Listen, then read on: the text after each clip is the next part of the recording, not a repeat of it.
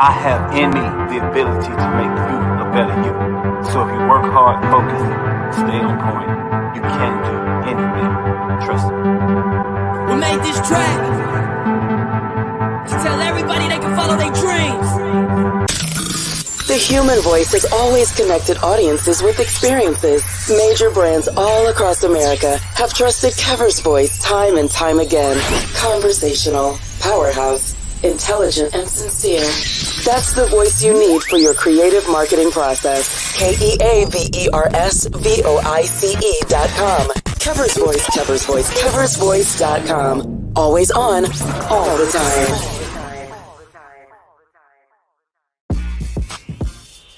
When we invest in ourselves, our glow, our vision, our vibe, we all shine. Together, we are black beyond measure. Remember the revival? Relive the remix. Reunite for the Orange Blossom Classic. HBCU Reunion Experience.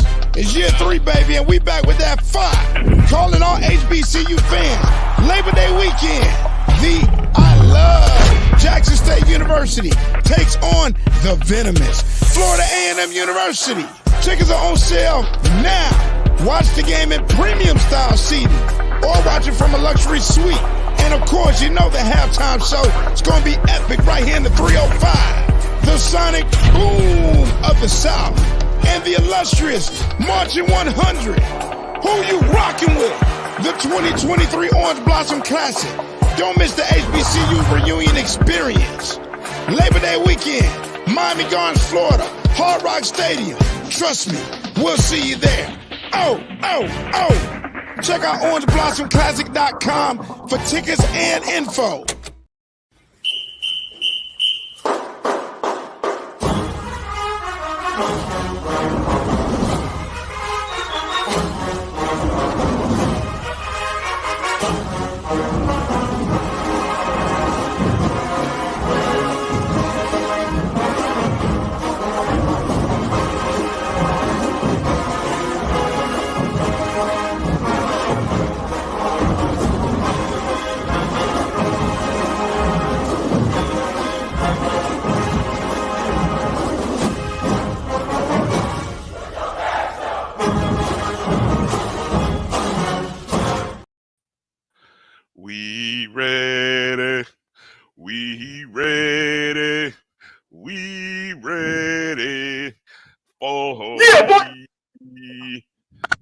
That's right, folks.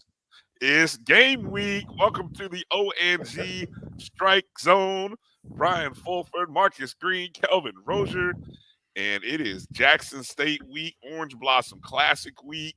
We are ready for the start of the 2023 FAMU football season. Can you feel that excitement, Marcus, Kelvin? Can you feel the excitement in the air? Oh, yeah, you can. I mean, it's palatable. People have been popping junk all summer, back and forth. You know, it's not one-sided. And now it's time for the rubber to hit the road. Amen. We got a lot of. Go ahead. I was just going to say, we got a lot of things going on right now here in Tallahassee. So, but we got through it like pretty good. We was on the right side of the storm, but in terms of this week, it's highly anticipated, and I like the approach that coach has taken with this game. We know it's a big game, but we're not hyping it more than it need to be. Let's play. As Coach said, this is a business trip. There's no going to the beach. There's no going to Dave and Buster's. There's no hanging out in the streets of Miami. This is a business trip, and I love that tone that he set and said on day one on Monday, and that's the approach this team needs to have.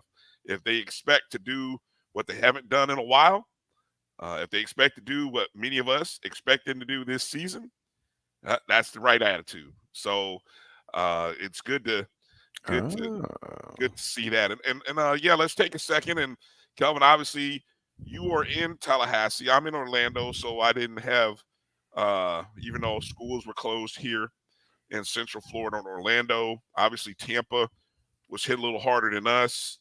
But give us an update on how things are in Tallahassee, as best as you can, obviously. Well, in Tallahassee, yeah, in Tallahassee, for me, we lost power a couple of times, but it was only for like a couple of minutes and it came back on. Now, I have family that's on the northeast side of town that power went out, and they've been out power since 5 o'clock this morning. So it's kind of hit and miss. You have some trees that are down and so forth. But overall, considering the storm in this area, the kind of storm it was and so forth, we came out fairly decent. Now, the surrounding areas going south along the coast, that's a whole different story. There's a lot going on in Perry and which is Taylor County and some of Jefferson and so forth. So those are going to be the hardest hit areas in the state. So we'll see how they come out. Yeah, definitely. Thoughts and prayers definitely to anybody who might be dealing with damage. But yeah, from a lot of reports, it seems to have avoided a lot of folks in the Tallahassee surrounding area, or maybe the immediate area. Apparently, no damage was done on either FAMU or FSU campus. So that was good. I believe from what I had heard from Gerald Thomas that the football team was going to practice this evening. Mm-hmm. Yeah, so that was instead of their normal morning practice that they would have done, obviously, with the weather and all. And so there's, a lot of people were kind of speculating, or there might have been some rumors about them needing to leave early. The plan is, from what I heard Coach Simmons say, they're going to leave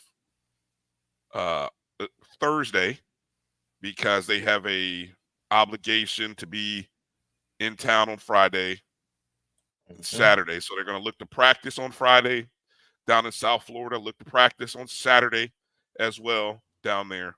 But that was also part of why, Coach was very adamant about it's a business trip. There's no everything they're going to need and want is going to be at the hotel that they're staying at. So they don't need to really travel outside of that. And that's a good thing, I think, for this game. 4 days away from the Orange Blossom Classic kicking off in Miami Gardens. That's right. Sunday, September 3rd, right there in Hard Rock Stadium, right behind me. Miami Garden, and scheduled for 3 p.m. Eastern. Broadcast will go out on ESPN. So FAMU versus Jackson State. So we're going to get into talking about that. We got a great show lined up for you. We call this a roundtable show today because we got some special guests coming on, and it's going to be folks who cover FAMU athletics and have a interest in seeing FAMU be successful and do well. We've got the Meac and the FAMU Athletics Hall of Famer, former SID Alvin Hollins, is going to be joining us. We've also got another former SID and currently part of the HBCUGameDay.com team, Mr. Vaughn Wilson.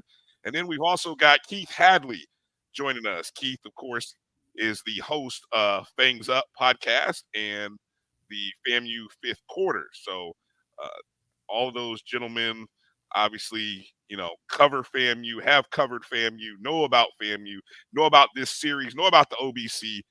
So we're going to have a great discussion coming up at the bottom of the hour and carry it over a little bit into the top of hour 2.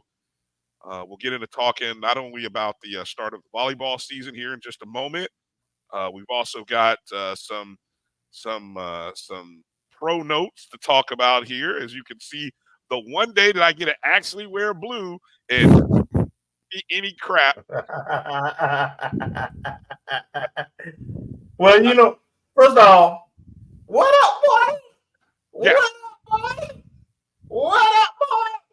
Hey, I had to wear the shirt today, man, because this is the first week, going into game week that Kofi is not here to aggravate the hell out of me about what's going on, what I see at camp. He been calling me 2-3 times every day this week, so I had to represent for him.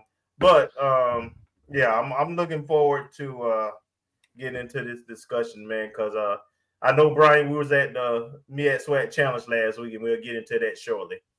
Yeah.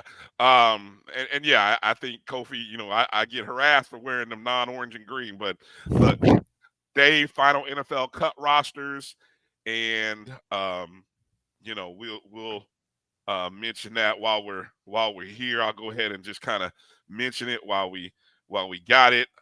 First off, we got to mention and give props to that guy right there, Marquise Bell, of course, much expected to make the 53-man roster with the Dallas Cowboys, which he did. And then we heard the news come out that unfortunately Isaiah Land did not make the 53, but there was all reports that the Cowboys were going to keep, or they were hopefully going to sign him to the practice squad if he cleared waivers. But guess who came and swooped in? Da-da-da. That's right. The boys in blue for the shoe stepped up. Chris Ballard, the Colts organization, putting Isaiah on the 53-man. And I got, what I love about it is I had actually hoped that the Colts would draft Isaiah because we got a great history and a recognition of HBCU talent. Not only do we have Robert Mathis, future Hall of Famer from Alabama A&M, became one of our great defensive ends, along with on the other side of Dwight Freeney. And currently, the team has Grover Stewart, who's one of the top defensive linemen. The Colts paid him nicely from Fort Valley State. And, of course, then they drafted in the second round Shaq Darius Leonard from South Carolina State, multi-year MEAC Player of the Year, Defensive Player of the Year. So the Colts recognize talent. And, what's kind of interesting, Isaiah Land on one end, and the Colts drafted, I think, last year, a young man from Michigan, Kwity Paye, who's pretty good. And so hopefully we've got another Freeney and Mathis combination on our ends, and that was successful for a decade. That group, those guys just wreaked havoc on opponents for about a decade. So I would love to see Kwity Paye and Isaiah Land wreaking havoc in the NFL for the next 10 years and bringing home at least one Super Bowl. Now that we got a quarterback and all that stuff. So, we'll figure out the running back situation, I'm sure, for those who are going to throw that out. And then we found out that Xavier Smith, who originally didn't make the 53 with the LA Rams, but he did make the practice squad. So congratulations to Xavier Smith. Yeah. One other thing for the Colts, Antoine Bethea, another HBCU product. Thank you. That's right. Howard, former Howard. Yeah. Right. Yeah. There's probably more, but that's the one that just came to mind. Yeah, no, I'm glad you mentioned that because I knew the other ones, but yeah, I forgot about Bethea. So the Colts have a good history, them, and I think there's a couple other teams. It's real interesting. There's a couple of teams in the NFL who have that recognition and knowledge of the HBCU market, and that there are diamonds in the rough out there to be snagged that a lot of people will regret passing on. The Steelers and the Cowboys come to mind. Thank you. Yep. And ironically, FAMU had people on all those teams. Yep. See? Exactly. Yep. We sure have. All right. Let's give a quick few shout outs to some folks who have jumped in. Tremaine Ellis, game week, first one in the building. Good to see you. Thanks for coming in. Bull letting us know he's got front row seats next to the Marching 100. So he's got some good seats right there. Kenneth Rozier, good to see you. Thanks for checking in. Tamara T, appreciate you always. James Austin already with the score predictions, huh? Okay. Interesting. We'll give score. At the end of the show, we'll do our old school pick 5 contest between us. We'll look at some HBCU games that we'll pick. Primarily, mostly games from the SWAC or maybe the state of Florida or some interesting matchups. And then we'll do bold predictions at the end of the show. Kind of some bold predictions. Tremaine asking about the club suite this year. I hope, Tremaine, that you took advantage of the announcement that I sent out on Twitter that our good friend Mike Reed let us know that there were some additional premium club level seats this time in section 250. $109. That section, it's limited, so you got to act quick. If you're still interested, there's the contact information. Hit up Mike Reed. Use that code. Go to the website, justlookingout.com. Use the code BCSN or StrikeZone. Contact Mike. Let him know you're interested in tickets in section 250, the section directly behind the Marching 100. Look at those beautiful visuals. That's club level. That's club life. Get out of the heat because we'll be in the 90s, but you'll be in the shade though. I should have prefaced that. You'll be in the shade, but it'll be 90 degrees. So I don't know, a hot, shady 90. And there's those club level seats. While that graphic is up, also want to remind you guys to go check out the 2023 FAMU football preview show. Part 2 is up. Part 2 is up. I saw a great note from one of our listeners. See if I can find it. I didn't check it. Yeah. Tamara said, great preview show. Appreciate it. Guys putting in work, 3 hours of work. That's what you got. So those of you who want to go check that out, you can definitely go do that still while there's an opportunity. If I can find the link here. Where's the link information? Got to have all this stuff organized. There you go. Right there. youtube.com/myjbnonline/join.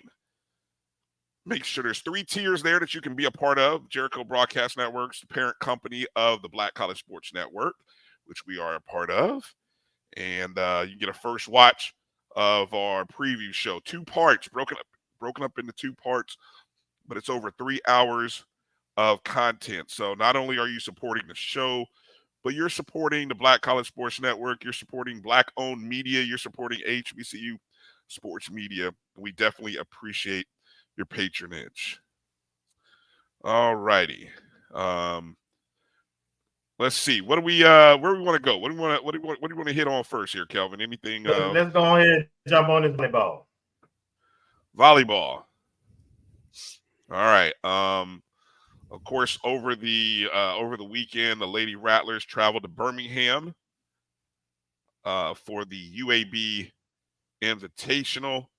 Unfortunately, they came up short in all 3 matches, but the best match was the last one against the host UAB Blazers, a game in which they would lose in 5 sets. The 5th set, they lost 16-14, but they were up 2-1, going into the 4th set. And I think they were up at least 4 points in the 5th set, 5 points in the 5th set. Ooh. And they couldn't close out UAB.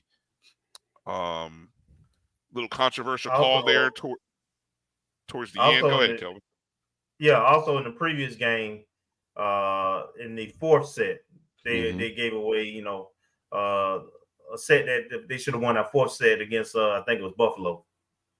Yeah, we were up 21-17, and Buffalo went on an 8-0 run to take the 4th set and take the match. Yeah, the Buffalo game was game number 2. That went 3-1. Mm-hmm. They actually won the 2nd set. And then, like you said, that 3rd set, they lost 25-23. And then the 4th set, Ended up losing 25-13. They started the season off with a win in the first set against Austin P. Won that contest 25-18 that game, and then they lost the next 3 to Austin P. Some individual notes that I came across here worth mentioning in the UAB match. Emerald Jacobs and Brooklyn Watts each put up double-doubles in that loss. FAMU had 3 players in double figures with kills in that contest. Also had 3 players in double figures in digs. London Hatch, playing in her first weekend series with the Lady Rattlers, had a team high ace in that loss. Brooklyn had I keep saying Brooklyn. I gotta catch myself. Brooklyn had a team high 17 kills. Her 3rd straight match leading the offense. So we can already see that Lynn is actually gonna be one of those players, one of those outstanding hitters for the team. Brooke Hudson had a match high 25 digs in that 3rd set. And how about London Hatch, who, I think she's already proving, I think she's gonna be in the running for one of those top setters within the conference. She had 32 assists against UAB. She had a match high 26 assists in the opening game of the season. Any other notes or any other things you want to add into that, guys? Quick comment from me. I'm very encouraged. Generally, I'm not big on moral victories. We knew with this team, this was a lot of 9-10 new players on this team. We lost a lot of production. And we playing competitive games on the road. We only had 2 weeks to come together because they weren't here during the summer. All those things, being what they are, and then we have the 4 main core people return. That's a lot to put together in 2 weeks' time. And we really easily could have won two out of the 3. We were competitive in all 3 games. Losing by 2. We losing matches by 2 points and so forth. So we're already, in my mind, playing at a pretty competitive level, and we are new as a team. This team will only get better. So I'm really encouraged, actually, after this result. I guarantee you, we play these same 3 teams 3 weeks from now, we'll probably beat all of them. So long as they keep working hard and playing these matches and so forth, I really like. I see us being the team to beat in the SWAC again, if this is any indication. Yeah, these were relatively, in terms of opponent level, all 3 of these teams came into the season in the top 175. When I went and looked at the rankings, the computer rankings, the ratings rather. So this was pretty competitive. I in comparison to what I saw some other SWAC schools play and lose to. Wasn't a great weekend for the SWAC overall. We probably played the toughest, 3 teams that were out there. So a good opportunity this weekend. Little later in the show, we'll talk about where the ladies are going next weekend, or this weekend, I should say. Yeah. All right.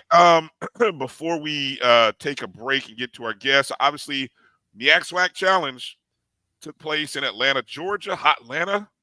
The SWAC is now 2-0, 2 consecutive wins. And Jackson State put a beating on South Carolina State, 37-7. Kelvin, you were there. I was there. Give your initial thoughts on what you see. I'm still scratching my head. So the first thing that stood out to me, I'm gonna go Jackson State first. I was pleasantly surprised. They were fairly,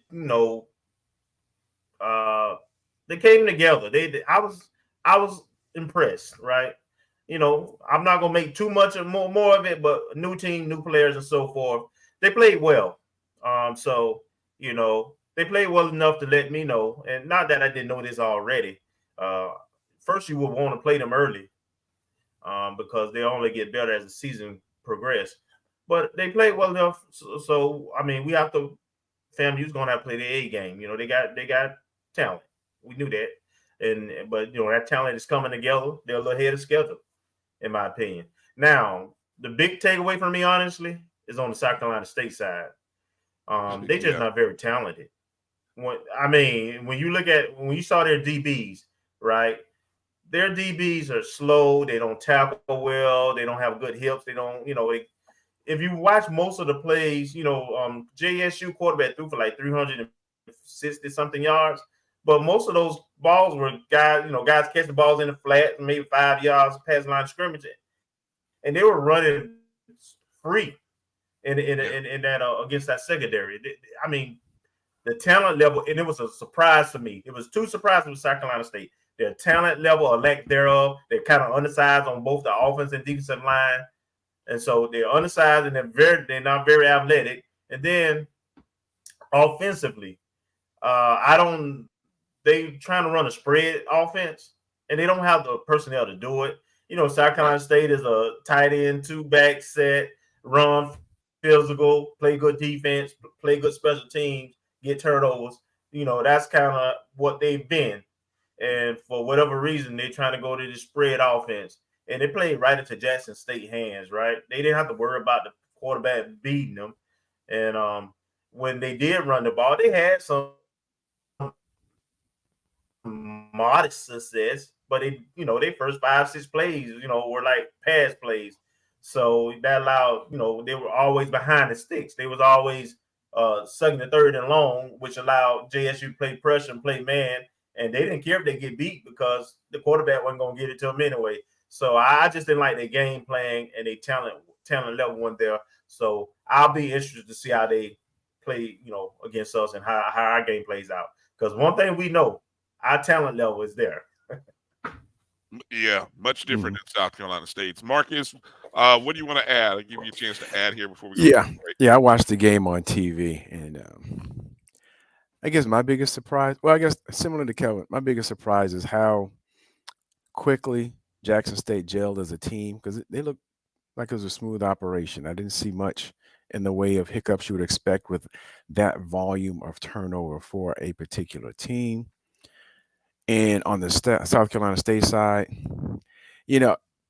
we've grown accustomed to what type of team we've seen from South Carolina State. Physical, pound it down your throat, no nonsense, not trying to be fancy, just kind of like, I wouldn't quite say meat potatoes, but you would expect out of anything, the defensive line and the linebackers would be tight. The offense might be a little shaky, might be conservative, run first, and Matt and I have the optimal quarterback, maybe a game manager, and I'm speaking in generalities, not specifically to Corey.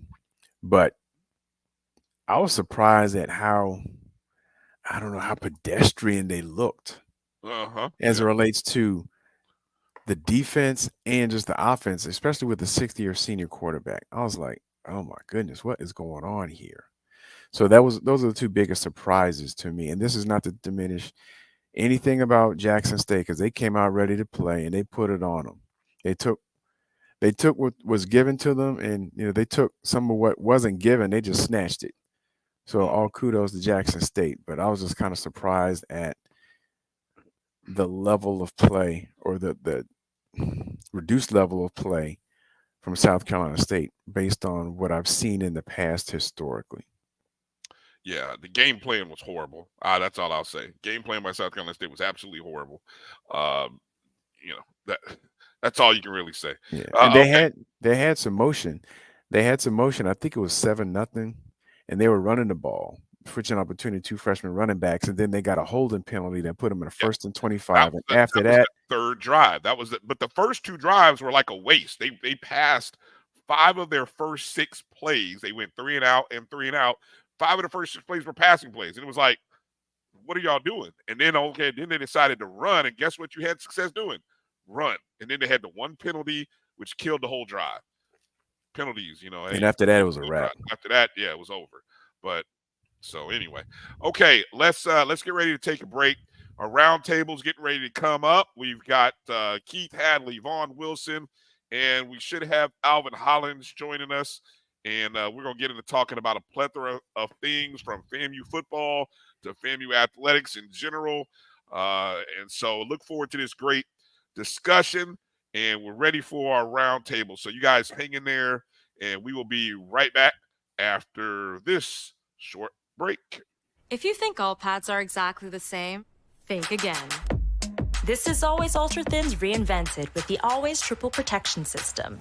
This pad wicks gushes 90% faster, absorbs even more so you can feel dry, and locks odors in. Rethink your pad for up to 100% leak-free and odor-free comfort with the totally reinvented Always Ultra Thins. This is always like never before. The Cuvée Group is a Florida-based marketing and training consulting firm. We help businesses communicate to their target audience and engage them in conversation. We also help to expand their audiences, which will ultimately result in growth for those organizations. In addition to being a certified constant contact specialist, my colleagues and I are also certified in John Maxwell Leadership Principles. We use these proven principles to conduct workshops, training, and private coaching sessions for individuals and companies looking to take things to the next level. Contact us to schedule a free consultation. Issues today, don't delay, call Cuvée.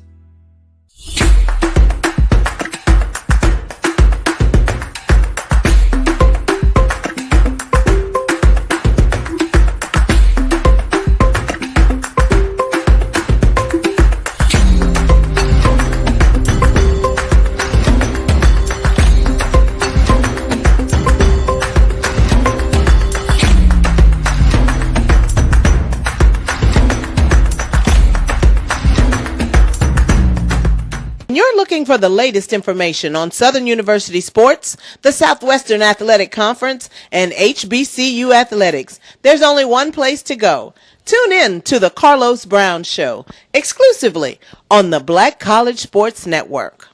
T. Madden and Associates is a sophisticated and experienced law firm located in your neighborhood. We're turning injury to cash. T. Madden and Associates obtained almost $2 million for my injury. They turned my injury to cash. Now, we can't guarantee how much your injury is worth, but we've recovered millions for our clients. Call T. Madden and Associates at 833-PAID-123. That's 833-PAID-123.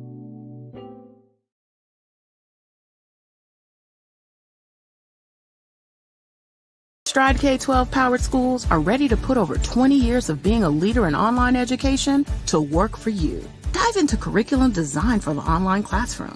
Team up with state-certified teachers trained in virtual instruction. Take control of your child's education journey. Discover the power of personalized learning with a leader experienced in preparing kids for a future they can be excited about. Take charge. Stride K-12. Enroll now for the fall.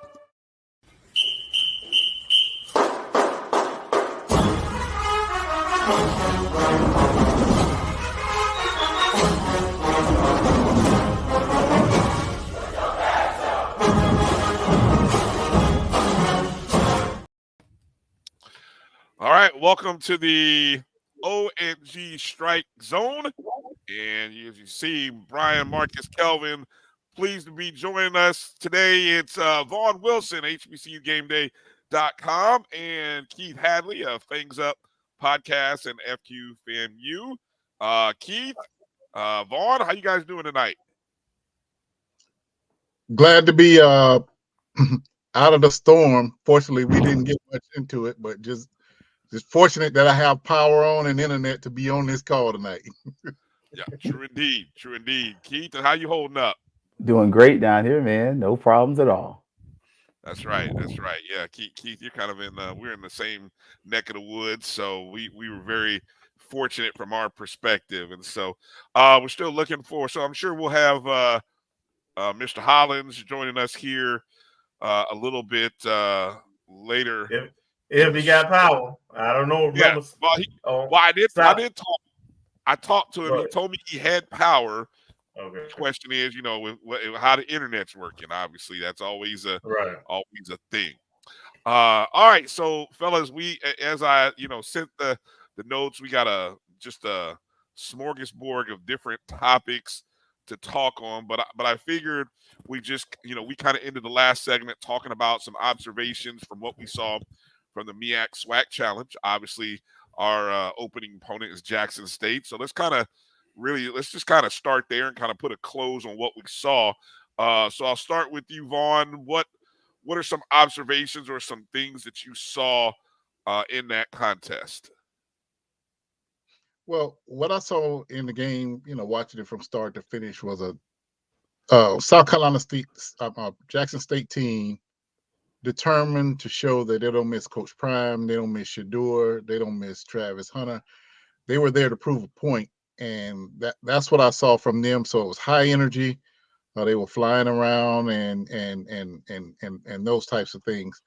For South Carolina State, what I saw was a team that definitely has not gelled yet. If they're going to gel, they hadn't gelled by Saturday. I hate to say it, but Jackson State, South Carolina State's starting quarterback has not shown that he can take that mantle of being there 5 years. That last quarterback that threw that dime for the touchdown, I think if you got a pass, you go with him. But the real thing I saw was Buddy Pugh not playing Buddy Pugh football. Buddy Pugh with Will Ford, he would have ran his number 22 and number 20. Jackson State never did stop them. So if I saw a weakness at Jackson State, it's the defensive line, because South Carolina State's linemen, when they were giving the ball to 22, and I looked it up, both of them are true freshmen. Mm-hmm. But that number 22 was impressive. He's 6'1", forgot his weight. But if you look at it again, they really never did stop him. He was getting first downs, getting good yardage. I don't know why Jackson State's offensive coordinator did not stick with that, and because that's the only thing they were having success. They had zero success passing. That quarterback just was not accurate enough. The receivers were not open enough. That should have been an old-fashioned Notre Dame 4 yards in a cloud of dust. And just looking ahead, that needs to be FAMU's first attack on Jackson State. Amen. Keith, what are your observations? Man, that was an unmitigated disaster. I mean, say it any other way is to be nice. You're throwing freshmen out there that have literally been on campus for 2 weeks. I mean, respectfully, I know the punter. I taught him. And that kid literally came out of Jones High School 2 weeks ago, and you threw him out there on the biggest stage in the nation, unprepared. And of course, the first time he's going to make a mistake because you set the kid up for failure.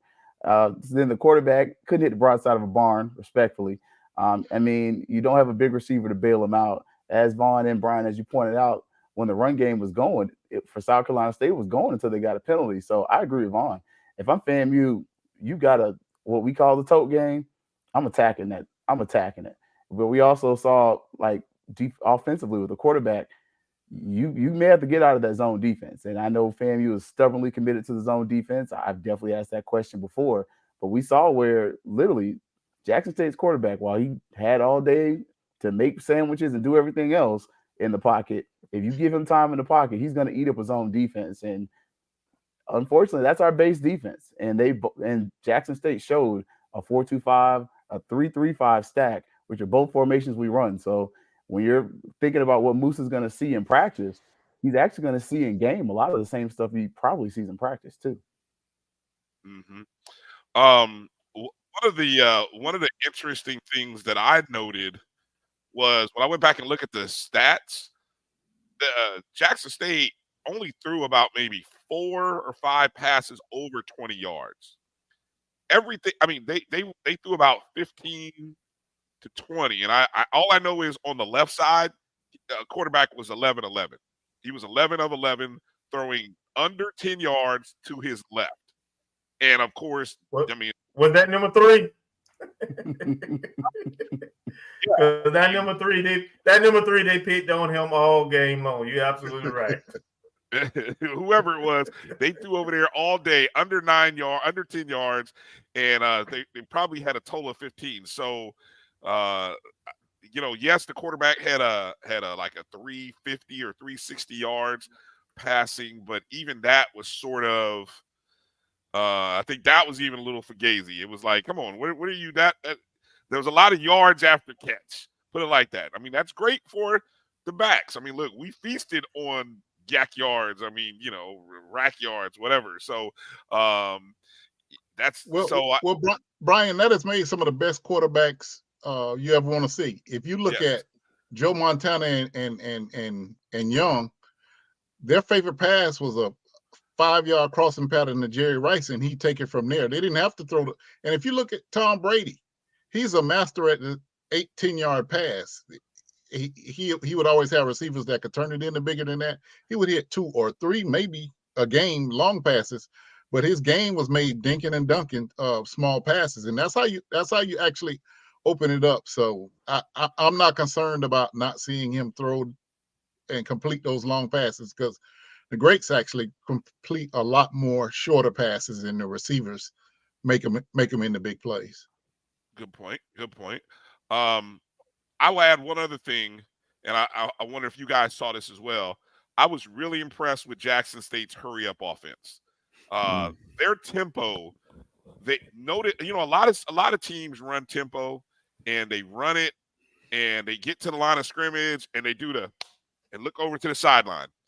I didn't see Jackson State do that at all. They ran whatever play it was, they ran it. And with that said, it caught South Carolina State not ready. A lot of times they snap the ball within the 30 to 25 second range on the play clock. So if they're going to run that kind of tempo, because I know I've seen us run tempo, but we do that check to the sideline. But Jackson State, though, they ran it. I haven't seen a team run it like that in a long time, a college team. So I think that's one thing that had me shaking my head like, ooh, that tells me they've been that's just great practice. I mean, the fact that you're able to execute, or maybe they just recognized that South Carolina State's defense was weak, and it was like, hey, it doesn't matter. We're just gonna run the play and let's go.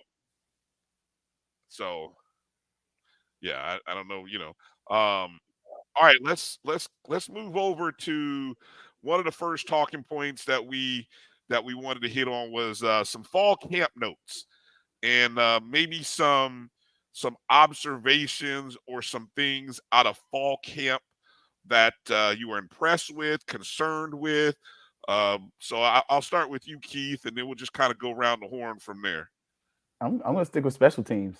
I mean, I'm confident in our punter, but who's going to be the field goal kicker? Like, that's definitely a question. And I know going into the spring game, I don't know if, you could coach him up a little bit out there, Vaughn, but man, some of the field goal kicks were a little bit, had me scratching my neck and, seeing if Jose has some more time or something. Like, that's going to be probably the number one spot for me, because honestly, while FAMU's running back room is stacked, the receiver room, it's so spread out, because you have to deal with the loss of a receiver who had over almost really like 60% of the offense, something crazy like that, when you go back and look at Xavier's stats. And then honestly, defensively, FAMU's got corners that are scary. And I know we love to run the zone, but I would love and pay good money to watch those dudes play some man-to-man with that size and that potential. That's a dangerous combination, especially with the linebackers and the defensive line that FAMU has. It's a problem. Mm-hmm. Marcus, we'll just kind of go around the horn here. Marcus, what do you got? As far as camp notes, I guess I want to take a note from the Rattler Plus video that came out the other day. And I guess to Keith's point, depth chart in the game notes, I believe they have true freshman Michael Smith as the place kicker. But the one thing that kind of flashed out on that video when Jeremy Musa was talking to the team for that Rattler Plus video, he said, I think our number one problem is discipline. And I was like, wait a minute, we got a whole bunch of seniors and graduate people. And when he's giving the team talk, he said our number one challenge is discipline. That's something that's got to be tight from starting yesterday until December if we want to make it to December. As far as camp notes, I guess I'm pleased with the things that I've been reading from the various reports whether it's on here, whether Gerald's reporting as it relates to the offense and defense. I'm hoping that some of those interceptions that Gerald was talking about when he was tweeting out some practice notes probably midway through, that those were more excellent defense versus lack of accuracy or acumen on the part of our quarterback. But I also think that the Tote Gang is going to play a heavy role, and probably the role that I was hoping that they would play last year, in that we saw that, having a significant run game in 2021 really boded well for Rashawn McKay. And I was hoping we would carry over last year and do the same, but we kind of went away from that for whatever reason, injuries and the like. But I'm thinking with the veteran experience we had, hopefully that's just an anomaly in terms of what Jeremy Musa was speaking around discipline, and we tighten it up. And we have shown a decrease in penalties from 2021 to 2022. So hopefully that trend continues and we clean up things that are pre-snap. Anybody have any thoughts that speech that he gave was probably how many days after the whole locker room thing, the video thing? I got, I mean, maybe. No, that was this week, or at least the video was released this week. I don't know when it was actually. That speech sounded. I'm just guessing. Maybe as I go back and think about what I saw, that was probably a beginning of the season kind of speech. Maybe it was. Maybe it wasn't. I don't know. But I know the video today. I think it was dated August the 4th for the one with Coach Simmons talking about the players remaining focused and things like that. Okay. Yeah. So maybe it was early on in camp. So hopefully that gets addressed. But that kind of perked my ears given the level of experience and talent we had. Mm-hmm. Kelvin, takeaways from fall camp. Well, this is the year for Coach Simmons and Coach Musa. I mean, Musa. He might as well better be a coach on the field. Well, see, I kind of differ. And you're gonna hear me talk about this throughout the show. So. I know what I'm gonna get with the defense. I know what I'm gonna get with the skilled people on offense. I think I know what I'm gonna get with offensive line. What keep playing back in my mind is South Carolina State game last year, Alabama State game last year, and the Grambling game last year, all on the road, if I'm not mistaken. And how Musa played and how we actually play calling, Coach Simmons called those games. So I want to see growth from that, right? I don't want to put it all on Musa. Yeah, he's 6 years. He got the same, all the coach speak. I know it. All right. But what I would like to see is that we don't try to make him a gunslinger, try to make him something he's not. We need that complementary run game. We don't need to be behind the sticks on second and third down against Jackson State, this upcoming game, because they're going to bring pressure. And I'm not sure what I'm gonna get with Musa. I need his completion percentage above 60%. So those, for me, that's question number one. Things that stood out. You mentioned, in some of the scrimmages and so forth, what they were tweeting, and then just the development of the other quarterbacks. I think we have 5 legitimate D1 quarterbacks on our team. Some with different skill sets than others. And I honestly, I'm just be honest. If you look at NFL and the way the NFL is going, I don't know if I'm buying into Coach. But he see those players, every day. He knows their skill sets, who knows the playbook and everything. So, I just hope that I see that on the field Sunday, because I like the dual threats, to be frank. If somebody miss a block and you got an athletic DN or a blitzing linebacker coming in, I like somebody who can make somebody miss. And if they get an open field, they become like a running back or receiver, and they can go the distance. And we just don't have that. And I've seen some of our opponents, including this week's opponent, some of their players or coaches or other shows kind of speak to that point. So I really hope that we do right by Musa in terms of not trying to make him win the game for us, because I don't think that would be fair.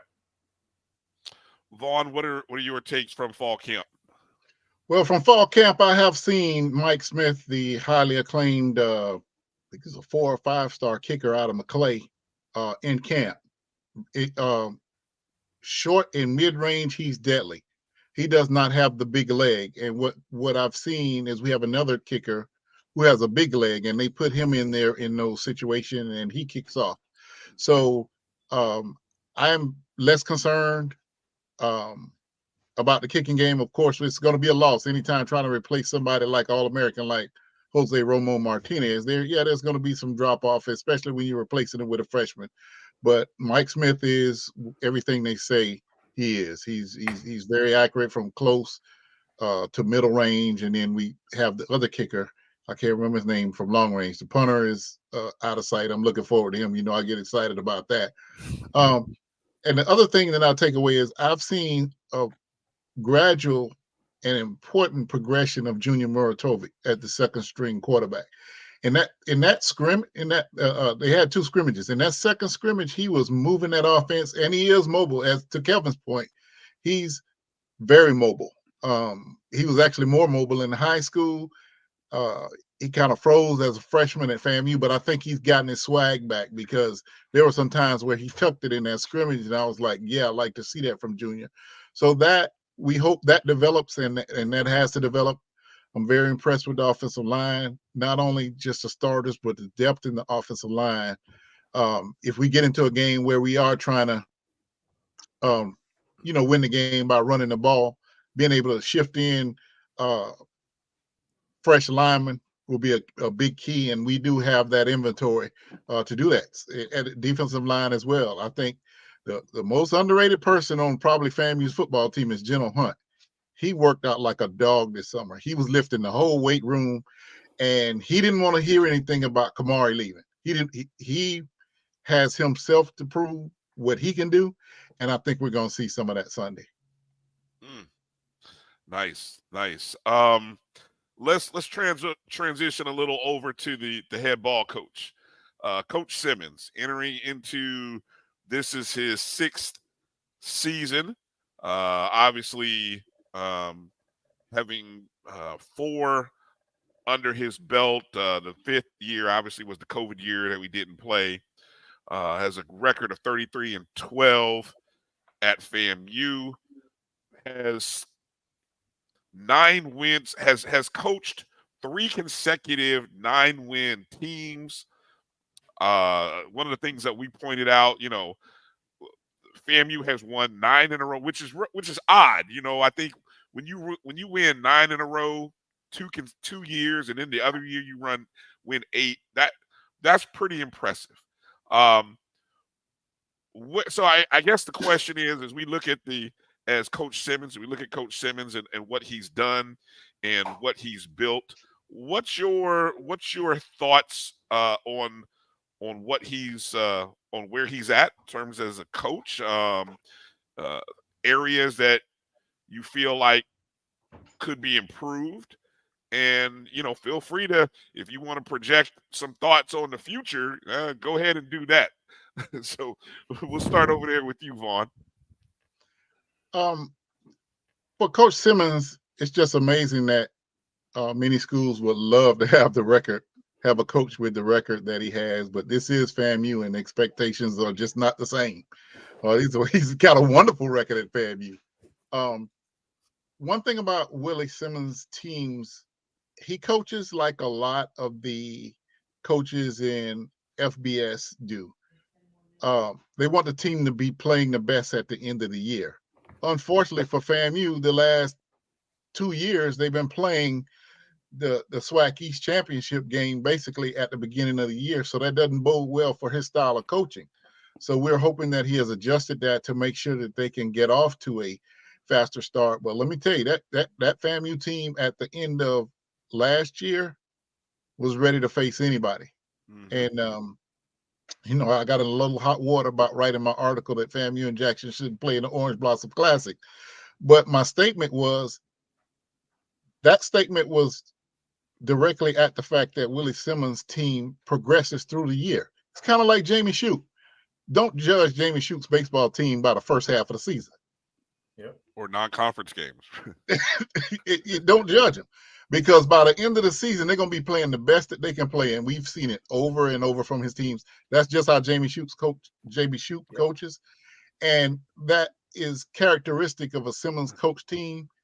Unfortunately, he's going to have to adjust that in 3-4 days to make sure that his team gets a fast start and plays well throughout the season. I like that. That's a key point there about getting off to a fast start there. Keith, what's your take there?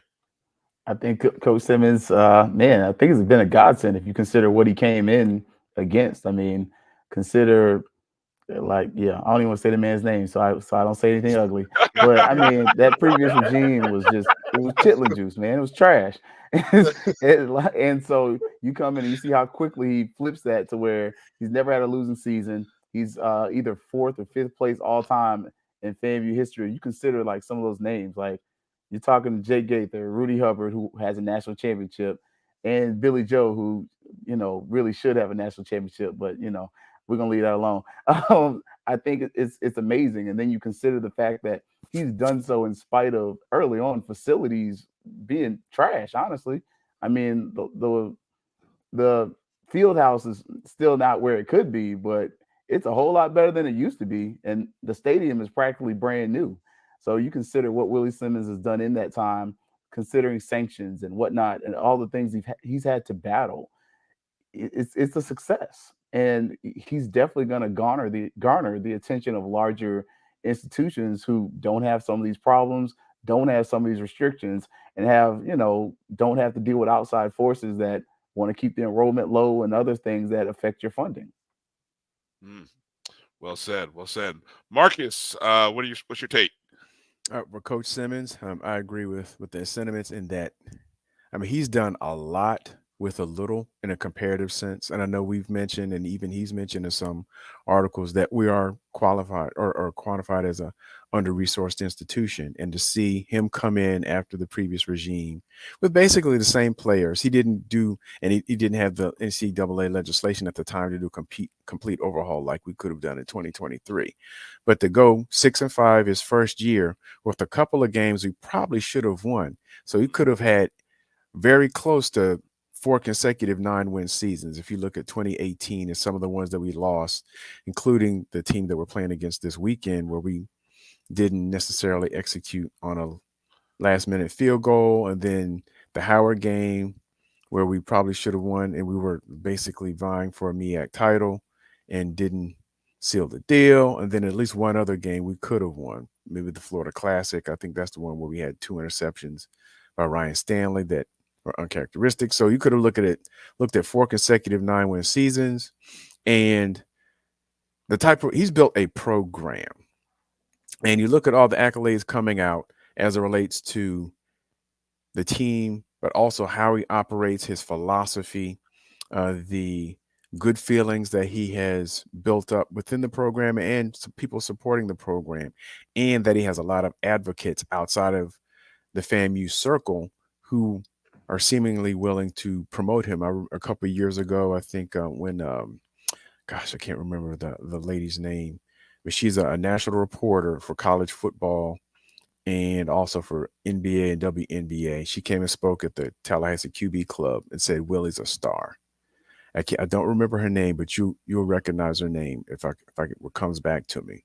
And so he's got a lot of accolades and also a lot of seeming supporters outside who would support him going forward. And we're blessed to have him. And I hope he continues on, but I would not be surprised.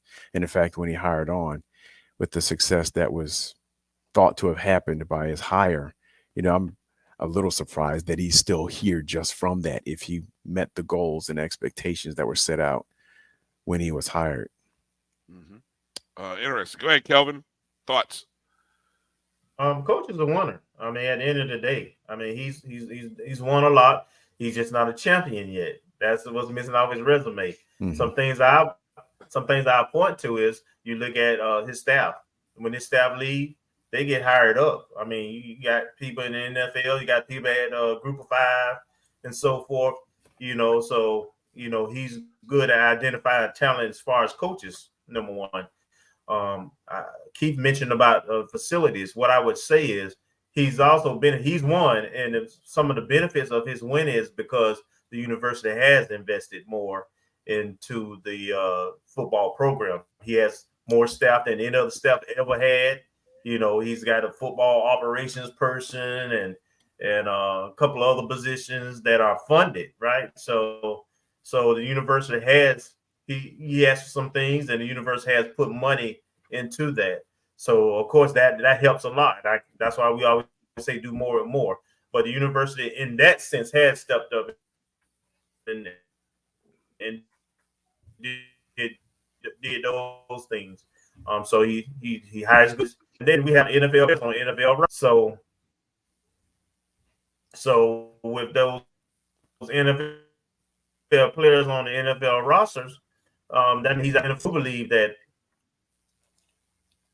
coach is doing a good job of the coaches he has, and I think somebody underrated on this particular staff is Smith and Rock, because that defense has been lights out for the last 2 or 3 years, and that talent level on that defense has been lights out the last 2 or 3 years. We've schemed in such a way that we allow our best players to be able to play fast and at a elite level, and that shows with us, getting the looks in the league. So, but coach is a winner.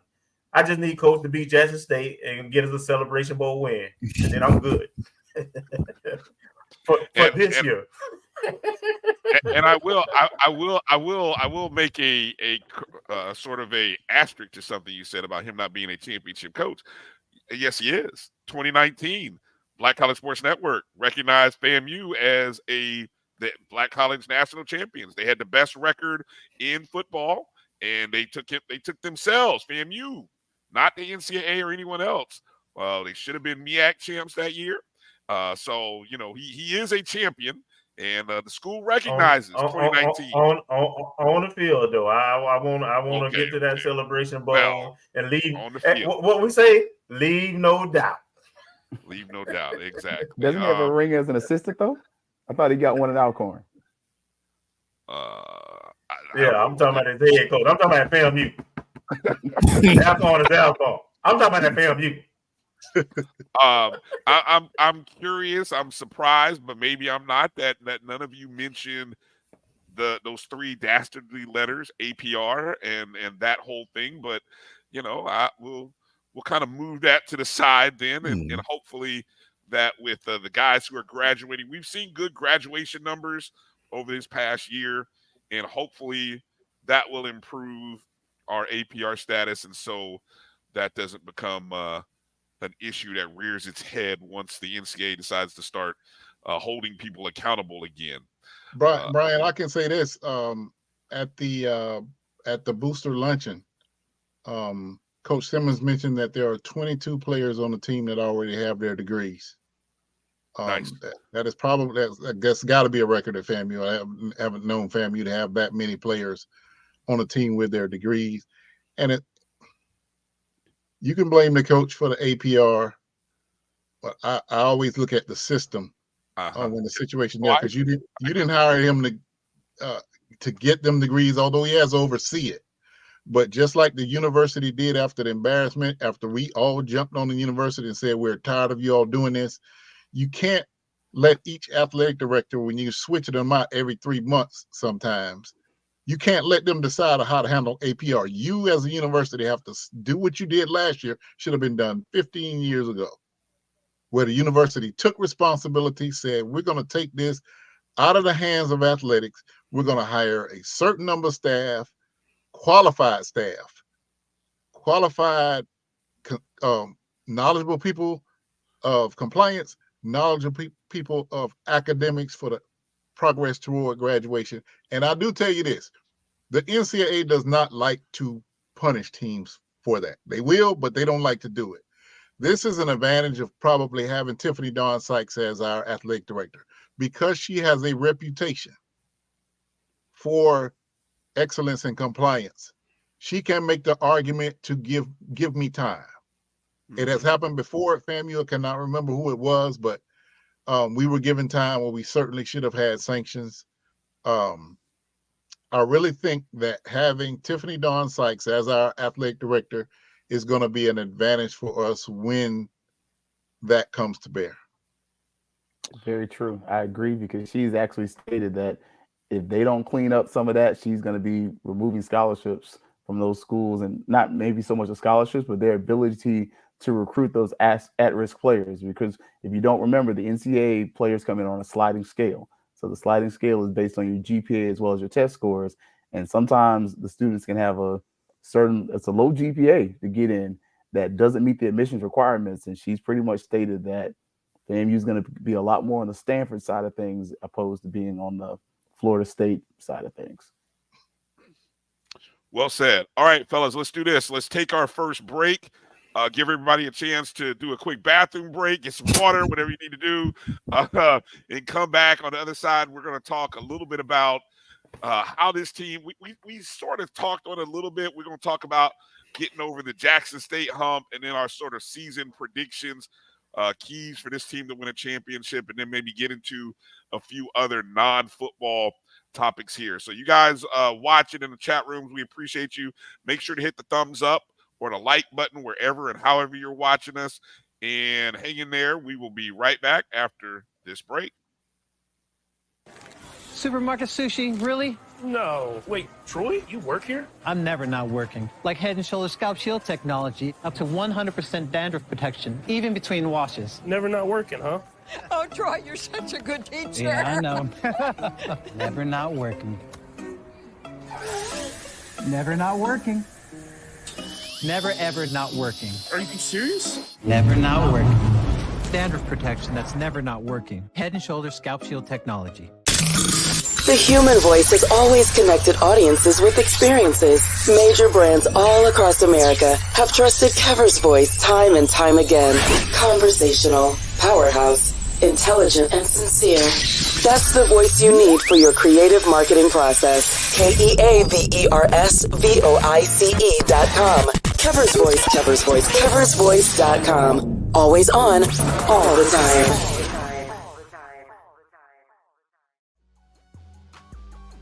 This is the Dean of the College of HBCU Sports, Kenyatta Cavill of Dr. Cavill's Inside the HBCU Sports Lab with Mike Washington and Charles Bishop.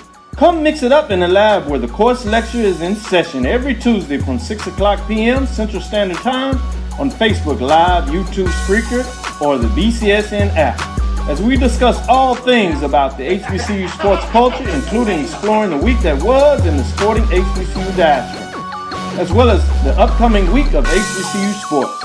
With me, the Dean, the College of HBCU Sports, on Dr. Cavill's Inside the HBCU Sports Lab with Mike Washington and Charles Bishop. Course lecture dismissed. At Hampton Law, our primary goal is to provide non-traditional yet effective solutions and redefine the approach to client legal concerns. As your trusted legal advisor, we believe in sophisticated, personalized services that eliminate the confusion and complexity sometimes associated with legal matters.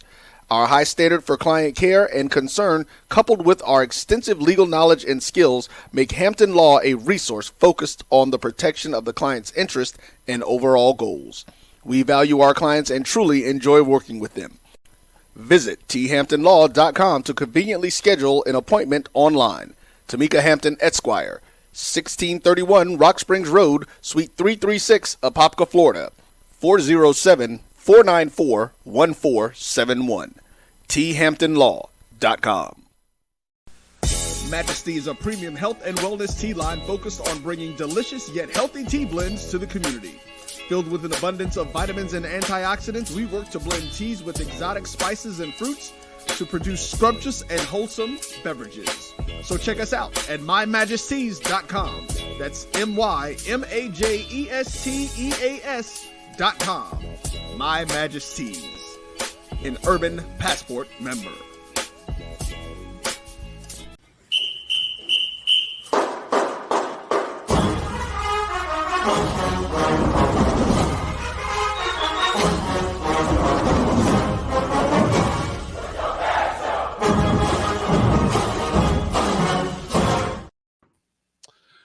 All right, welcome back to the O&G Strike Zone. It's our roundtable discussion. Bryan, Marcus, Kelvin, joined by Vaughn, Wilson, Keith Hadley. Before we get back in, I just want to remind everybody who's joining us, coming in, hey, take advantage of this great offer to get premium club level tickets now directly behind the Marching 100 in section 250. Only $109. Better than any deal on the marketplace right now. Go look for yourself. And after you look, then go to justlookingout.com.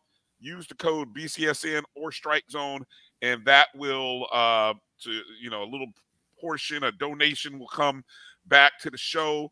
If you've never sat in club life, it's pretty good. It's pretty nice. You get a shaded view, but you get inside, sitting, inside. The drinks and everything is all there, and you can hang out with rattlers like these folks hanging out, and right behind the Marching 100. So don't miss out on the opportunity. We appreciate Mike Reed for making it possible for us.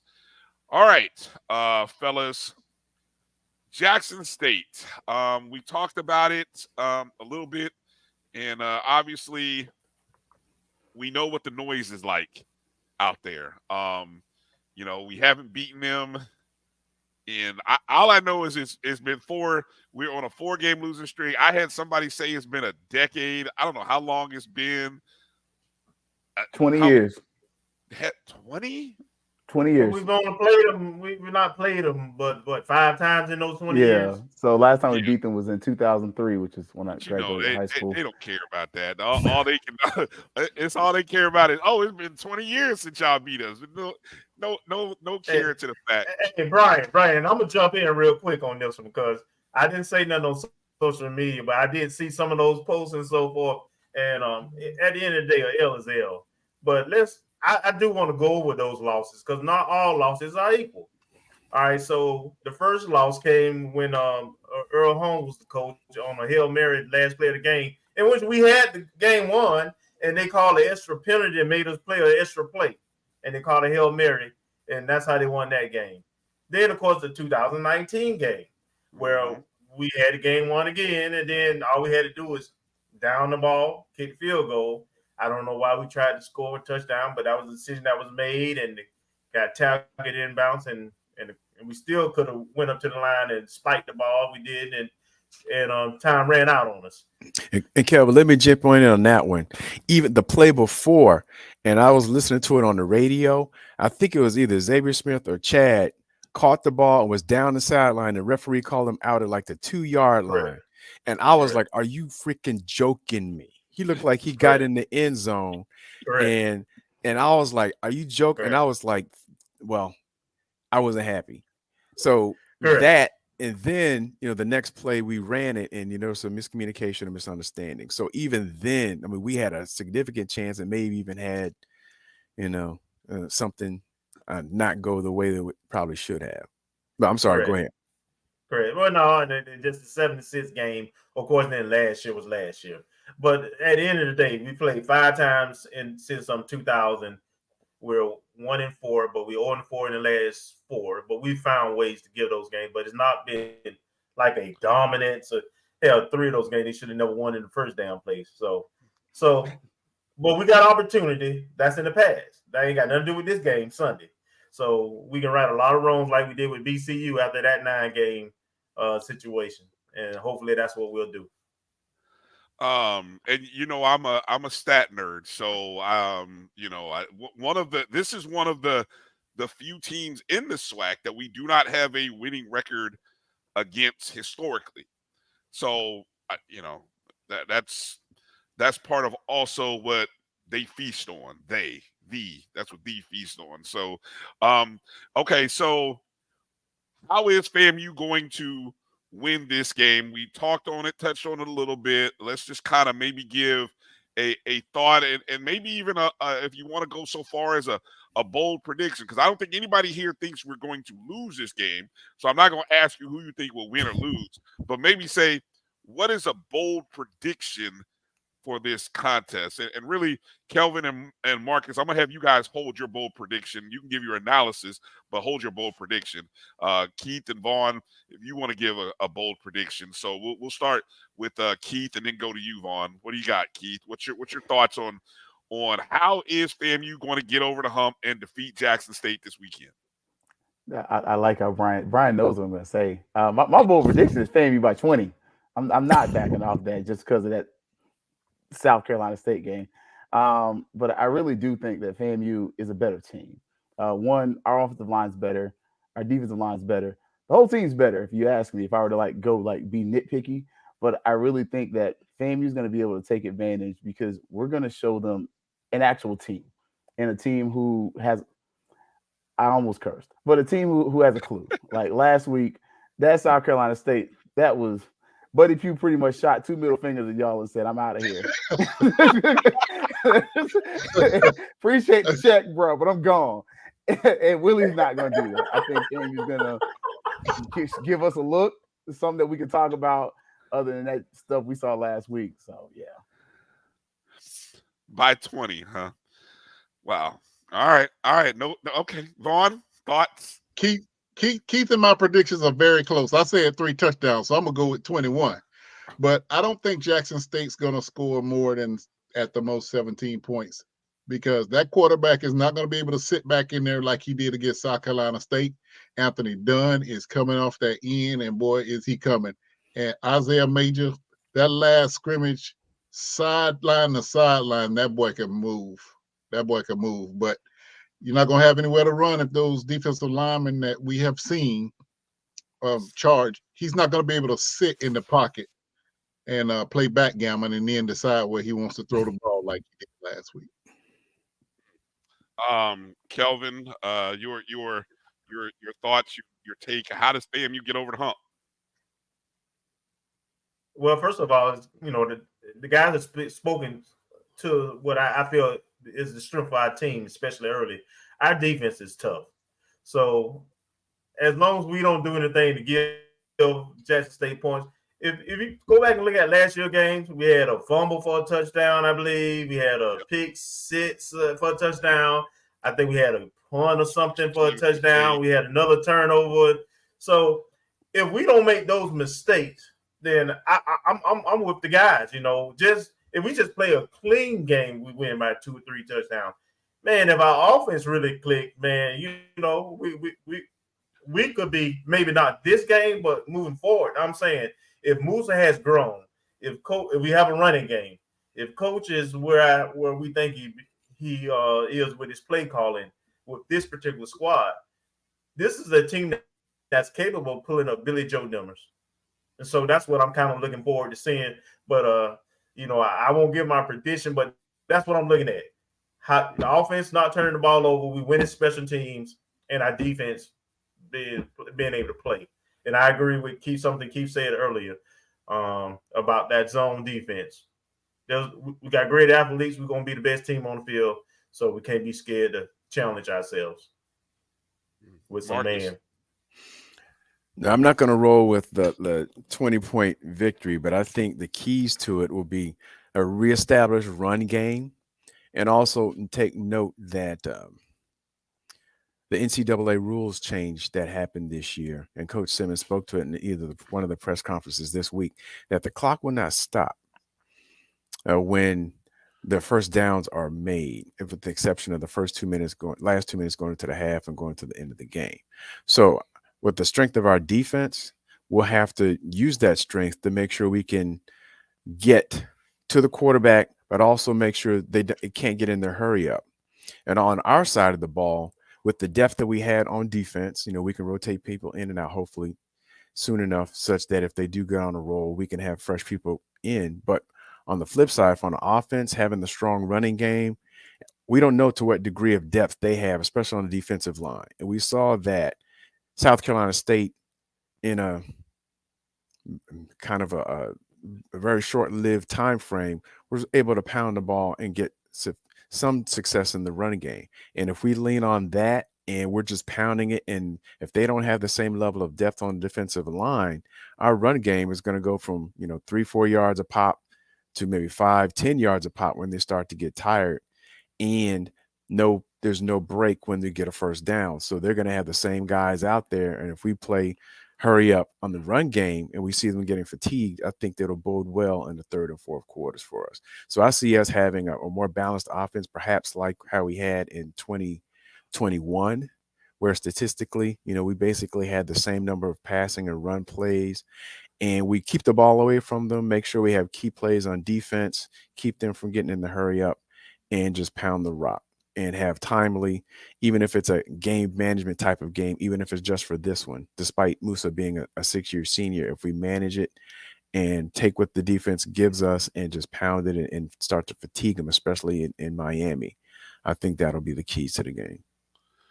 I can hear Kofi screaming at me as I'm thinking this. What you nervous for? What you nervous for? I can hear him screaming at me. What you nervous for? Because I'm not gonna lie, I'm nervous. I left out of that stadium in Center Park. Yes, I know South Carolina State was bad, but I left with more respect for Jackson State than what I thought I would have. And it made me nervous because I'm worried about how we started games every year last year. It was slow. I want us to get out to score some points. I don't care if it's 10-7 in the first quarter and we're up only by 3. At least we scored 10 points in the quarter. I mean, I want us to be able to show some offensive proficiency on our first offensive drive. Those are the little things I think that we have to be able to show. I think we'll run the ball well.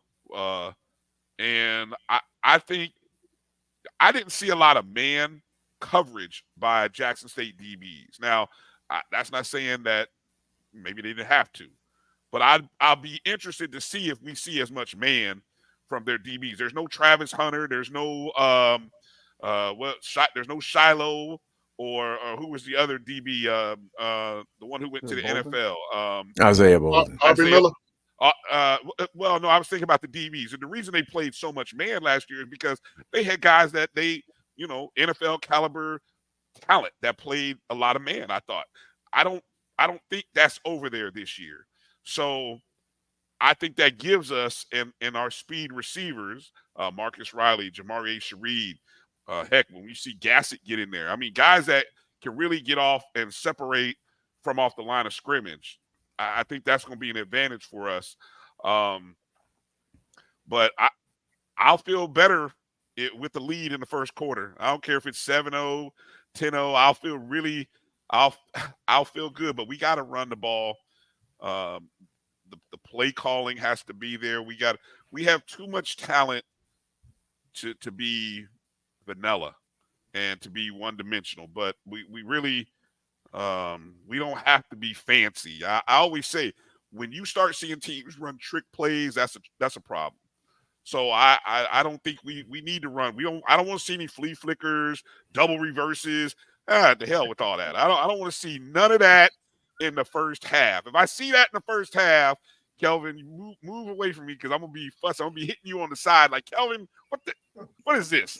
What the hell? We gonna be hitting each other if we see that. Exactly. Yeah. But can the receivers get off the line of scrimmage is a big question. Remember last year, those receivers couldn't get off the ball. Like that was half the problem when you look at it, go back and look at the offensive game. It was just apparent our receivers couldn't get off the jam. It's like, what the heck? We're in college. We can't get off a jam. Well, hey, we got Coach AC. That's part of his job, right? Coach AC. We got a great coach coaching the wide receivers up. So let's hope that pays off for us. Let's talk about season predictions. We know what the expectation and the standard is. What's your season prediction, Keith, for this team? What's going to be the keys to them winning a championship? The keys to winning a championship are being able to be balanced. I mean, Marcus pointed out FAMU's running game hadn't been the same since Bishop Bonnet left, but you got a guy back there named Kelvin Dean. And if Dean is what we think he can be, plus you remember first time we met Bryan, Willoit was the name that we kept saying. And I was like, who's that guy? If those two guys have that potential to add that Bishop Bonnet seasoning to make this thing work, I'm trying to find a loss in the season. When I look at it on paper, I don't see one, but my heart of heart says 2 losses somewhere. Obviously, USF, I struggle to find the second one, but if we can remain focused all the way through, there's no reason this team can't have a perfect season. So I'll add this in there. So now I'll ask you, and then the rest of you guys add it. Who's the toughest road opponent? Because there's some tough road games. Who's the toughest road opponent that we have to go? I want to say Southern, but I don't trust Dooley anymore. So I'm probably going to say Texas Southern because Andrew Body, and that's going to be an atmosphere. Like, you got to think, it might be 60-40 FAMU fans there. And if the 100 travels, like, we kind of owe them a travel to Texas anyway, it could kind of switch it over. But that could be a raucous atmosphere. So I'm going to say Texas Southern, even though I'm always going to think A.W. Mumford because I've been there. Them folks can be nasty.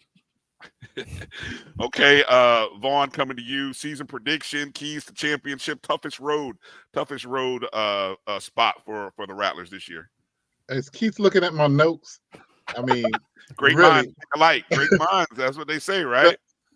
With what we're expecting, if this team plays to their potential, the South Florida game should be the only question mark on the schedule. They can't let up any week and think somebody's going to give them the game, but it's got to start with a solid performance in the Orange Blossom Classic. And I'm kind of disappointed because this storm came through. It's only going to be like 89 degrees game time. I've been watching the weather. I was like, no, Jackson State needs to get that heat that we had last year on the hot side of the stadium. We won't get as much of an advantage for them being on the hot side of the stadium. But that was brutal last year. Down on that field, man, I could understand why the Marching 100 had to take those uniforms off. And, because I was there the day before when Bethune-Cookman played Miami. And several of the band members from Bethune ended up going to the hospital. Mm-hmm. So I just want to let our fans know if you're there in that stadium and you happen to have tickets on the other side, just be conscious of that. But for the season, this team, from what I've seen from the parts that are in place, if they don't win a Celebration Bowl, it's going to be a disappointing season with everything that's been put into them, upgrading the facilities, just like Keith said, upgrading the staff to a large staff, like Kelvin said, and all of those types of things. You can only build to a certain point, and then you need to see some success. And I think we are at that point. And it's going to be on Coach Willie Simmons and that staff, to produce a championship team. So even a SWAC title is not enough. No. Oh, okay. All right. Well said. No, not at all. And I know the commissioner puts, his response to the MEAC dominating the SWAC is, our conference championship game. I get that, but that's a playoff game in the whole championship series. You got to bring that Celebration Bowl home. Yeah. How about toughest road spot for FAMU? Southern. Okay, you go Southern. Southern is tough to play for several reasons. It's a hostile environment.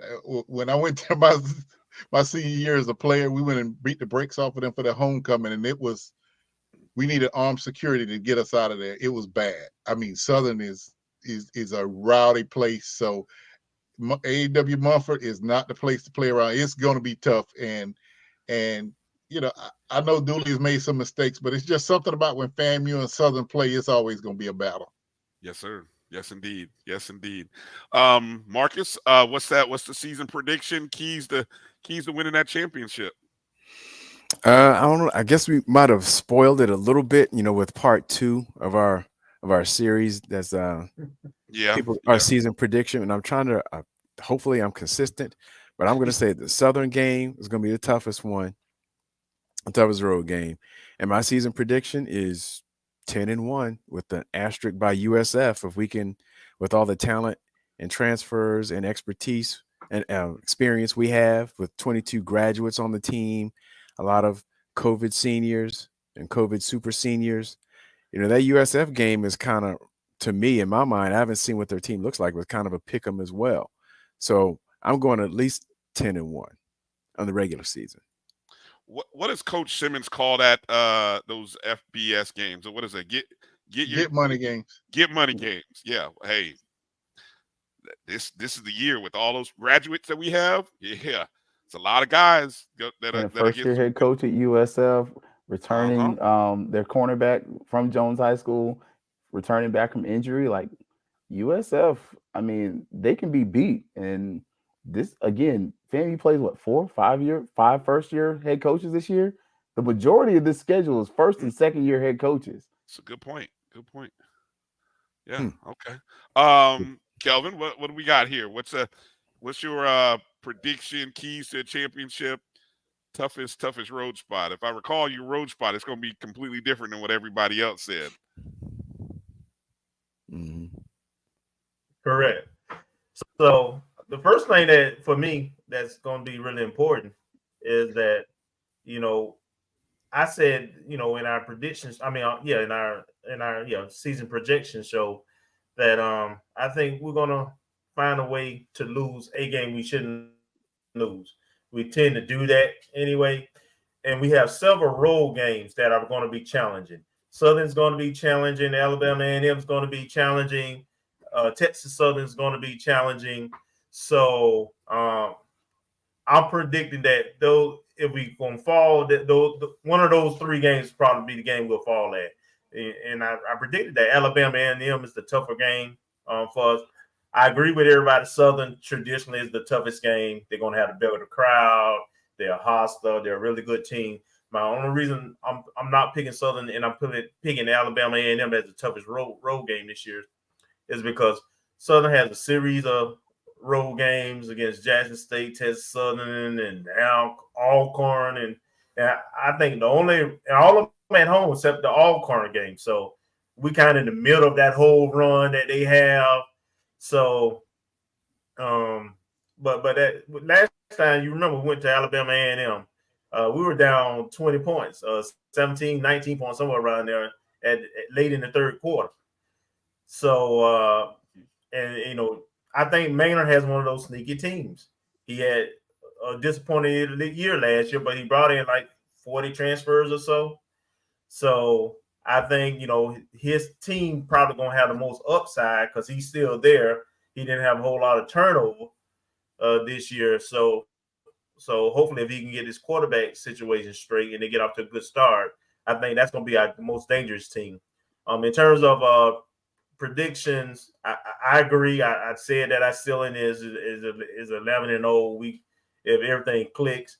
But until I see it, till I see our running game, till I see how we play call, till I see that growth in the quarterback play, I'm predicting SWAC East champ, host the SWAC championship game, and make it to the Celebration Bowl and win. But I'm predicting two losses right now. Okay, good stuff. Let's shift to some of the talent. Obviously, we've seen right now the NFL. We've got 3 NFL guys. Isaiah Land, shout out to my Colts. Marquise Bell with the Cowboys. Xavier Smith with the Rams. Professionally, you've got with the Rams. Yeah. Calvin Ashley, I believe, is with the New Jersey Generals. Yeah. Savion Williams is out with the Pittsburgh Maulers. So there's like 5. I think that may be it in terms of professional football for Travelers. Okay, that's right. Yeah, I forgot about Spady. With Orlando squad. Yeah. Okay. So as you look at this roster and the talent, I'm not going to ask you guys about drafting because the NFL's already told me that they don't draft us. I don't know. We that's a whole nother longer show discussion. But we know that we can get to the NFL. There's ways to the NFL. So as you look at this roster, Keith and Vaughn, who are some names that have pro potential? I mean, really, for what you've seen and what you hear, who are guys who have future pro potential on their name?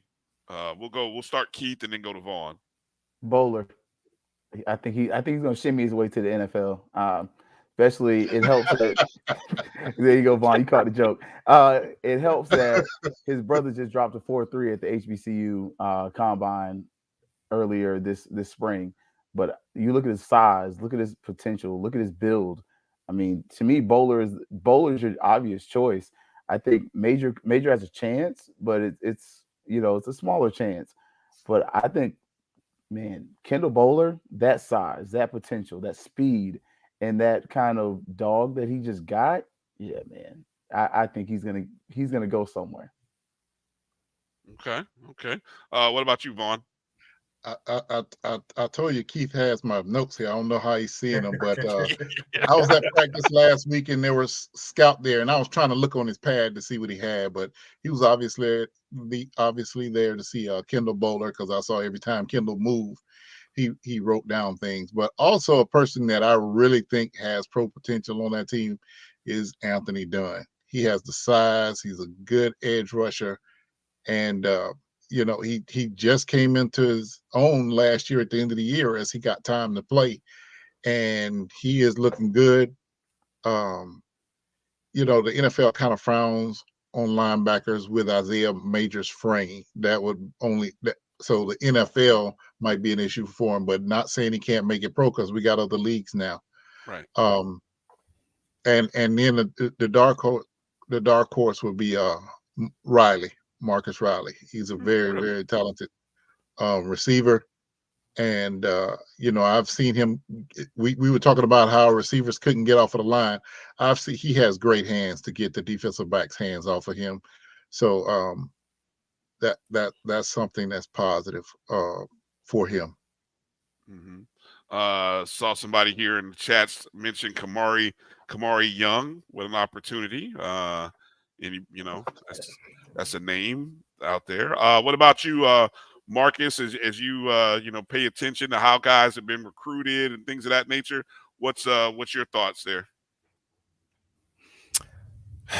In terms of NFL potential, to be honest, or pro football potential, just based coming out of camp and his accolades coming out of high school, even though he didn't get a lot of playing time at his previous university, I said Cardell Thomas. I mean, you see some of the clips that they did show, or I guess are allowed to show, from practice, and him going against Gentle Hunt, and the ones that I saw, I didn't see General getting too much the best of Cardell. And so he has the size, he has the pedigree coming from LSU, and he's only 1 year removed from LSU. And he came out as a 4-star. So he ran the whole circuit of the high school All-American games when he's coming out. And so I think he has potential. Now, I also agree with Keith and Vaughn as it relates to the Kendall Bowler.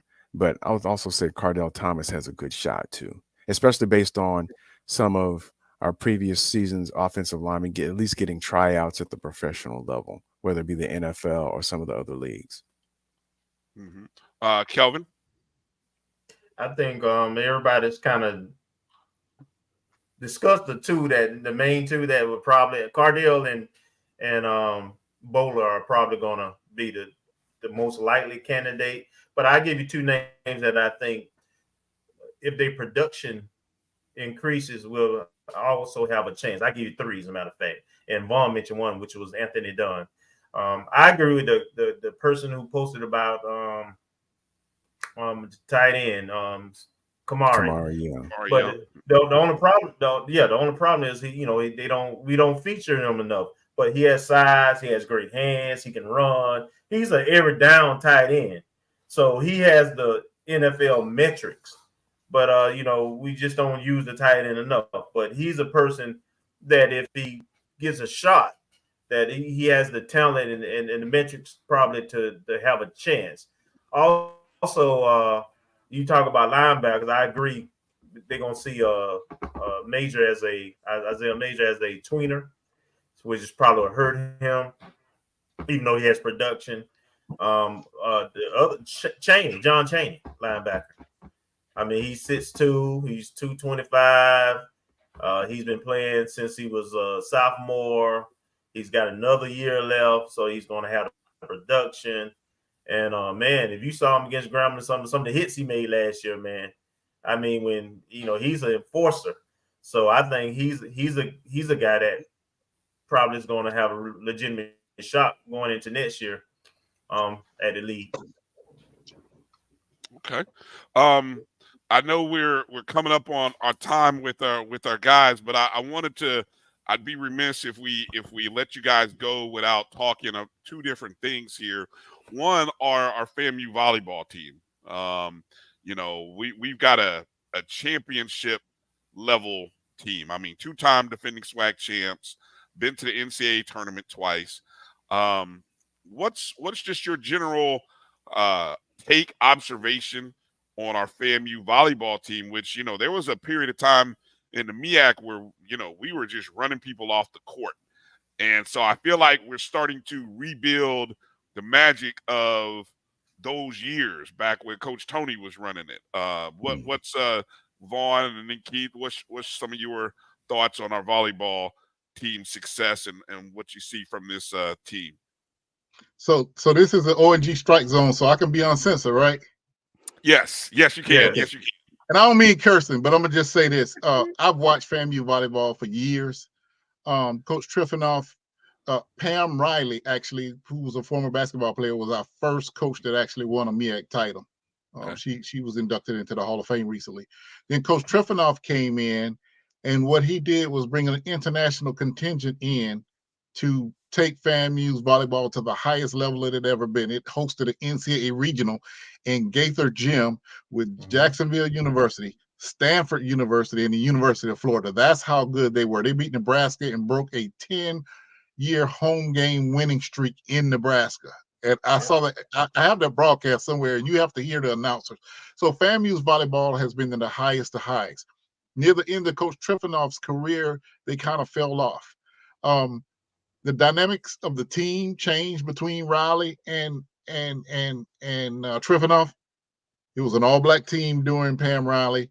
It was an international team, strictly international team, pretty much during Triffanoff's career. What I see from Coach Gokhan is he has brought back the team to look like a FAMU team, and I'm really, really proud of that.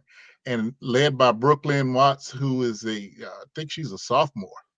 And Brooklyn is as ruthless as they come. She's a great outside hitter. If you set it up anywhere near there, she did really good. She had like 16 kills against UAB this past weekend. I look for this volleyball team.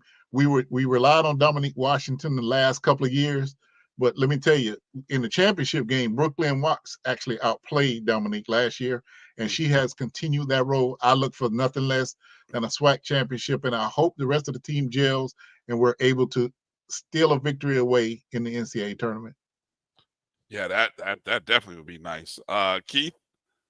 I agree. I mean, it's early in the season, and much like most other sports teams at FAMU, we kind of build along as the season goes on. But we also get the benefit of new facilities. Like one of the things that was mentioned before, we talked about how Coach Simmons has benefited from getting his own facilities. How's FAMU volleyball going to benefit from getting a gym as well as basketball? Like they're going to be able to use Gaither and practice in there, opposed to having to use the Lawson Center and the times when they can and cannot use it. So that's going to be kind of fun. And do we get home games back at Gaither, which is a much more intimate setting and a smaller venue? So I think it's going to be a lot of fun. And I think it's going to become a place where if we can get the students to come to the games, it can become a very intimidating atmosphere, because we all experience games at Gaither. And Gaither, man, you know, when the air condition was working, it was a good game. But when it wasn't, it was even better because we knew the Rattlers was going to win. I love the reference at the AC. That's one of those hashtags. If you know, you know. If you didn't experience going through a game when the AC didn't work in Gaither, you didn't live life. You didn't live life on campus. The state of FAMU athletics, on the surface, it appears to be good. 8 months here into the tenure of AD Tiffany Dawn Sykes, you know, and some of the things and the initiatives we've seen. I'm curious where you think we are, where we should be. And I'm going to start with Keith, because I love Keith's podcast the other day when he talked about the vision. And I was like, whoa, Keith, okay, go ahead. I love where you're going with that. So as we talk about the state of FAMU athletics and sort of we wrap up sort of our roundtable, what is the state of FAMU athletics, and where does it need to be really at the end of the 23-24 academic year? I feel like the athletics department is improving, but as I stated, I don't feel like we have a clear mission, vision, and values. So I'm a teacher, and y'all know teachers always have some type of side hustles. This summer I worked at a place, I'm not gonna say the name because they don't pay any dues here. But one of their big things is their mission, vision, values. And I don't think FAMU athletics as a whole has a clear mission, vision, values. I think football does. You can sit up there, faith, family, football, very much that Bobby Bowden spiel, but Willie Simmons knows what they're trying to do mission, vision, value-wise. But if you were to go to the ONG StrikeZone, Fangs Up podcast, and other shows, and we were to talk about FAMU athletics, we can't do what the Jackson State folks can do with VI Love. That's their mission, vision, value right there. And they can expound upon it. I don't think FAMU is there yet. I think AD Sykes is getting there, but I think within her first year, she's had a lot of successes. She's had a couple fumbles too, but that's natural when it's your first time as an AD. And there's some learning curves that are going to come, and hopefully they get fixed. But so far, I'm going to give her a B if I'm giving her a grade. I would love to give her an A, but some things I'm seeing, tickets and other things, I'm leaving at a B for now. All right. I love the honesty. Vaughn, what we got? Listen, I'm going to be frankly honest. You cannot judge a FAMU athletic director until they've hosted a home game. Then you judge them. That's what FAMU people. Yes, sir. After that first game, is there ice? Is there enough water? Are there enough concessions, people? Is the parking marked? Can you get to your parking? Is someone in your parking space? Fortunately for AD Sykes, she does have Michael Smith, who's very well experienced in the game day experience. And I saw him the other day over there doing some game day preparations. But the athletic director is going to be judged by how they handle game day. If you have a respect for the people that have been buying tickets for 50 years and pay for their parking spaces, and they can get to their parking spaces, and their parking space has no longer disappeared, it's going to be a problem anytime you raise ticket prices. So that, to me, that doesn't faze me at all. Everybody has to raise ticket prices. That I can't go to buy eggs for the same price I used to buy, man. I'm just using me as an example. So everybody's going to complain every time you raise prices. But that first game day experience is going to determine so much about your leadership of the athletic department. Well said. Well said. Kelvin, would you like to add to that? What would you add and say the state of FAMU athletics is and should be, will be? So, and like Vaughn just hit it on the nail, and of course we have some experience with that. So, so yeah, that part of it, right? But to get away from just that part of it, do we still don't? Keith, I love this podcast as well, and you talked about the vision. Until I start seeing capital campaigns for athletics, endowed scholarships, actual facilities plan for all the facilities, new grandstand for baseball, PA systems at baseball, softball, in-house, the infrastructure for the technology and IT at those facilities, and actually having a budget at the beginning of the year that includes operational and all these kind of things. Until I see that, then it's a question mark. And I know at FAMU, just like with most HBCUs, it's not totally up to the AD. I understand that you have politics and influencers and the leadership and so forth, and her being the first time AD, she's got to maneuver through all that kind of stuff. And that's the part I'm really still waiting to see, as well as seeing her come on the ONG StrikeZone. Ding. Marcus, what would you like to add there? I love that. I guess what I would add, what I would add is we just saw Diddy give $1 million to Jackson State. Yes, sir. And maybe last week or the week before, Eddie Jackson mentioned about a campaign in order to raise money using Althea Gibson's name, and he specifically referenced Mackenzie. I don't remember her maiden name, but the former wife of Jeff Bezos. And he kind of mixed it a little bit. It wasn't done for athletics, but how he mentioned, how do we get on the list of schools or HBCUs that got 8-figure donations from her? When we start seeing that on a regular basis on the school and the athletic level, I think our state, we've gotten better in the last couple of years, and we've made some improvements with a lot of the folks here on the call this evening and some of the ADs that have been here in the past, and the last 2 ADs, the current and the past one. But what we need is a consistent income revenue generating mechanism, inclusive of being able to tap into resources that we see other schools get. Mackenzie Scott, thank you, J Mac. And not missing the boat. Now I know, and I don't know, Diddy spends his money the way he wants to, and he gave $1 million to Howard as well. So I don't know if that was just the wave of Coach Prime being there and just jumping on the bandwagon or jumping, in the spotlight. But we have that same potential, and we do have the LeBron deal for the apparel, who still hasn't been on campus yet. Yes, but we do have Ocho Cinco as our athletics ambassador. So we need to turn that into something that's quantifiable in terms of bumping up bank accounts and having consistent revenue or philanthropic side on athletics, such that we can continue to compete or even surpass what we see at the HBCU level and start to compete at the FCS and maybe even Group of 5 level. I'll ask this question though: with that LeBron deal, is it truly a LeBron deal or is it a Nike deal? Like, I mean, let's kind of hit the elephant in the room. Nike, Jordan, LeBron are all the same company. We're still a Nike school. We're just wearing LeBron apparel. So we're saying it's a LeBron deal, but how much of this is really a true LeBron deal? Or is it that, hey, they're trying out this new product on FAMU, who's already a Nike school? So I don't know. I mean, I know it's kind of a little bit of conspiracy theorist historian in me, but I do ask that question of, sometimes we do tout things, and sometimes you kind of look back at it and you're like, that's not really a Nike deal. LeBron deal. It's a Nike deal. We're just wearing Nikes with LeBron logos.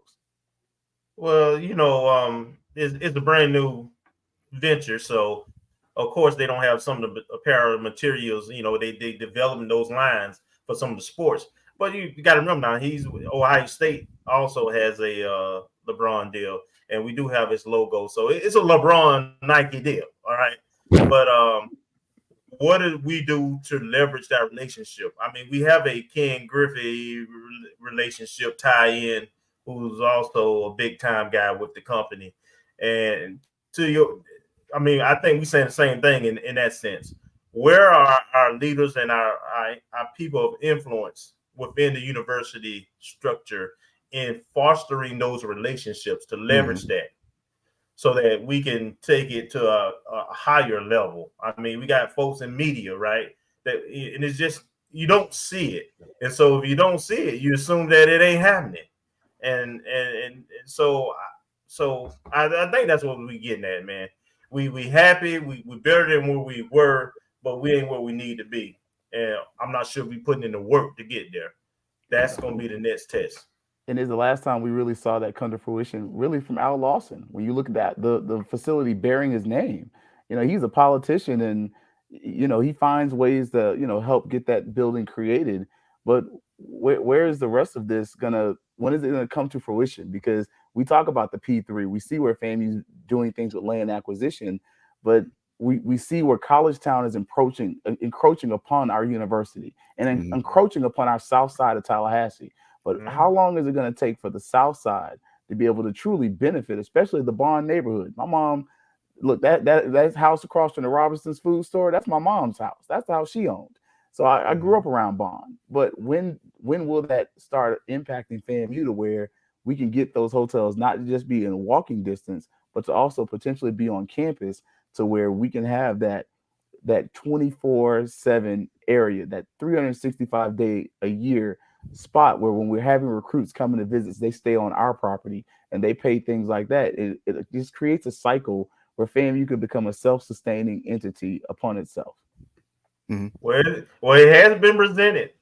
One thing the administration can't say that it hasn't been presented. We put a P3 out there with that option along with hotels and facilities and food service and retail. If you think about the South Side, there's really not any sit down eating restaurants and so forth. So there's a lot of niche there that can, like, as you say, can drive revenue year round if we had the vision and the commitment to do so.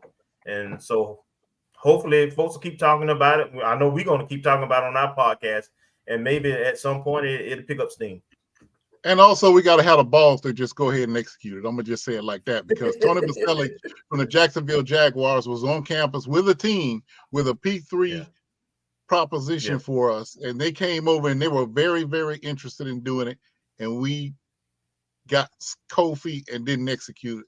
But just like you said, it's going to take somebody to stand up and say, hey, this is the direction to the future, as opposed to just trying to continue to hold on to what we have, to be scared to go forward. I think I've seen that so many times that everybody's doing P3s now.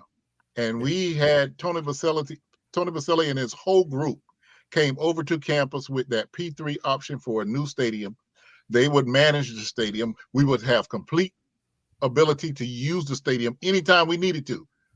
Their deal was they would make some of their money back by renting it out for concerts or whatever. But listen, we get a brand new stadium. What other way are we going to get $85 million? Wow. And then how do you not use that? I mean, honestly, Florida State really stole the chart. And, you know, as much as it may have looked like I was picking at Florida State was my first job. I worked at Office of Financial Aid at Florida State. They put an office building around the stadium and got the people of Florida to pay for it. And then all of a sudden, classrooms. that right with the classroom. So now it's not just a stadium, but it's an office complex, and it really put everything in a centralized location. It helps deal with parking, and you could really do that with Bragg, you know, almost, or a new stadium. Break it up, move most of your facilities there, and it would really fix a lot of your problems. But Keith, let me go right back to what we said about somebody has to have the balls to pull the trigger. The Cavs building was supposed to be built onto the north end zone of Bragg Stadium. You could have upgraded that whole stadium in that process. The whole stadium could have been upgraded in that process, but we chicken out. We got to stop doing that. Yep, we saw what USF is doing. I mean, it's scary if you look what they're about to do with that stadium. It's risk. It's straight up risk with their on-campus facility. It's like, what is it, a couple $100 million bond? Like, it's scary. If you're a USF fan, you got to be like shaking in your boots. But they're going for it. Well, they got enrollment, so yeah. Wow. I'm summarizing my thoughts with what Kenya said right there, and so I'm just gonna put that back out there and say, great point, Kenya. All right, so Vaughn, Keith, we appreciate you being a part of this absolutely roundtable talk, not only just on FAMU football but our athletic department. Vaughn, get the plugs, let people know how they can reach out to you, and what do you got going on. I know you've been doing the series covering the Florida Classic, so feel free to talk about that. Well, this year, the Florida Classic partnered with HBCU Game Day to produce a series called The Road to the Florida Classic.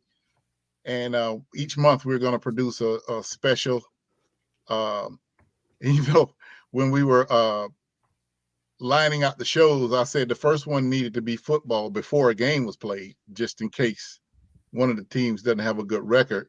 it's kind of hard to go in there and interview and do that in the middle of the season and ask them about the Florida Classic. They're gonna be like, Coach, you shouldn't be thinking about the Florida Classic. You should be thinking about the game this weekend. Right. And so we did that, and we were invited down to Bethune, and Coach Woody wore Mike for me, and then of course I covered the scrimmage in Quincy here. Our next one will be on the bands. We were going to film the episode in Daytona on Thursday, but with 1 inch of rain, all of Daytona Beach floods, so we moved that date back. And we'll be getting the Marching 100, obviously, at the Orange Blossom Classic. And then the third one will be about just the intertwining of the families in the Orange Blossom Classic. It's just so intertwined, and that's one of the things that makes it unique. But if I can take the privilege to say one thing before we get off, because we're talking about USF. The first major win over a say a Power 5 school and a FCS school, the most important one in the South was 1969. FAMU played the University of Tampa. Right. And Jay Gaither was the coach and Scruggs was the quarterback, and nobody gave FAMU a chance in hell of beating the University of Tampa, and FAMU defeated them.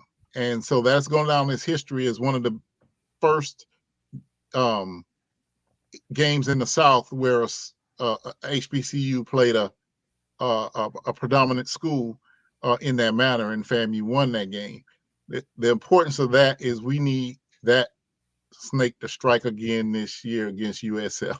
We need to not beat the other Tampa team with an FCS school beating an FBS school. Yeah, it'd be nice to have a great crowd and the band show up. I mean, wait, I'm sorry. Be great to have a nice crowd and everybody and just. I'm not touching that, Bryan. I'm not either. I just had to correct myself before I got too far down the road on it. Appreciate you, Vaughn. Keith, what do we got? Get a plugs. What you working on? What you got?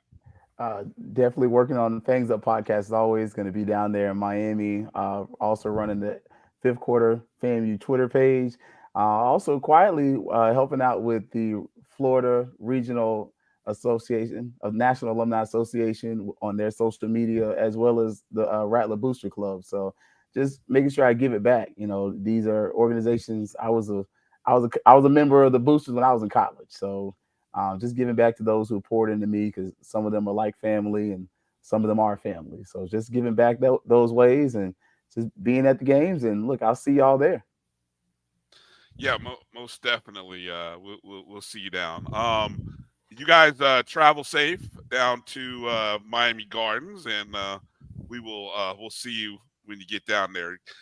Folks, make sure you hit up Keith and Vaughn on social media, Facebook, wherever they are. Make sure you follow their content, and make sure you just send them a note of appreciation. A great conversation here. Hopefully you got some insight into some things that maybe we don't even get a chance to talk about or have knowledge about. So it's good to kind of have these kind of round tables. So Vaughn and Keith, we definitely appreciate you coming on the show.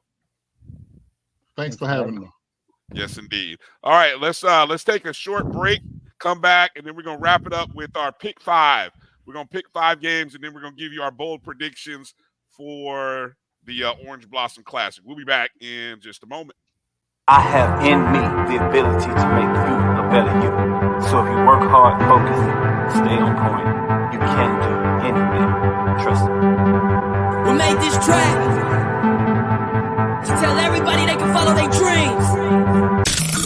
The human voice has always connected audiences with experiences. Major brands all across America have trusted Kever's voice time and time again. Conversational, powerhouse, intelligent, and sincere. That's the voice you need for your creative marketing process. KeversVoice.com. Kever's Voice, Kever's Voice, KeversVoice.com. Always on, all the time.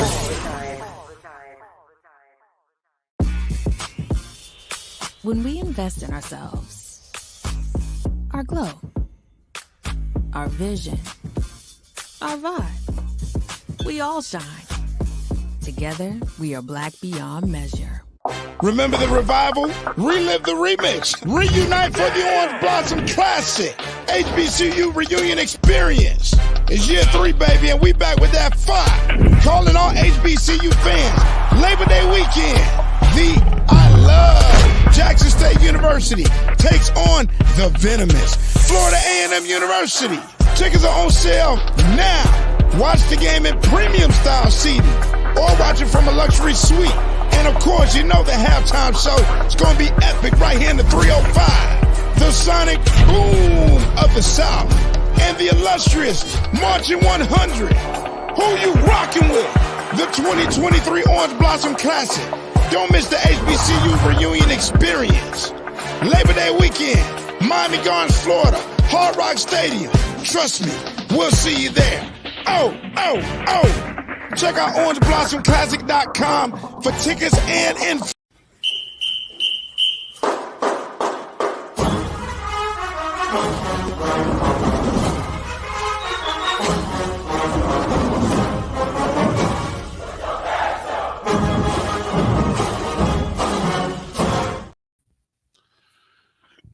All right, welcome back to the ONG Strike Zone. Just us 3 guys. Appreciate Vaughn and enjoyed it for joining us with the roundtable. Good stuff. Good comments. Appreciate you guys in the chats, YouTube, Facebook, for your comments. Good stuff. Some interesting thoughts and such in there.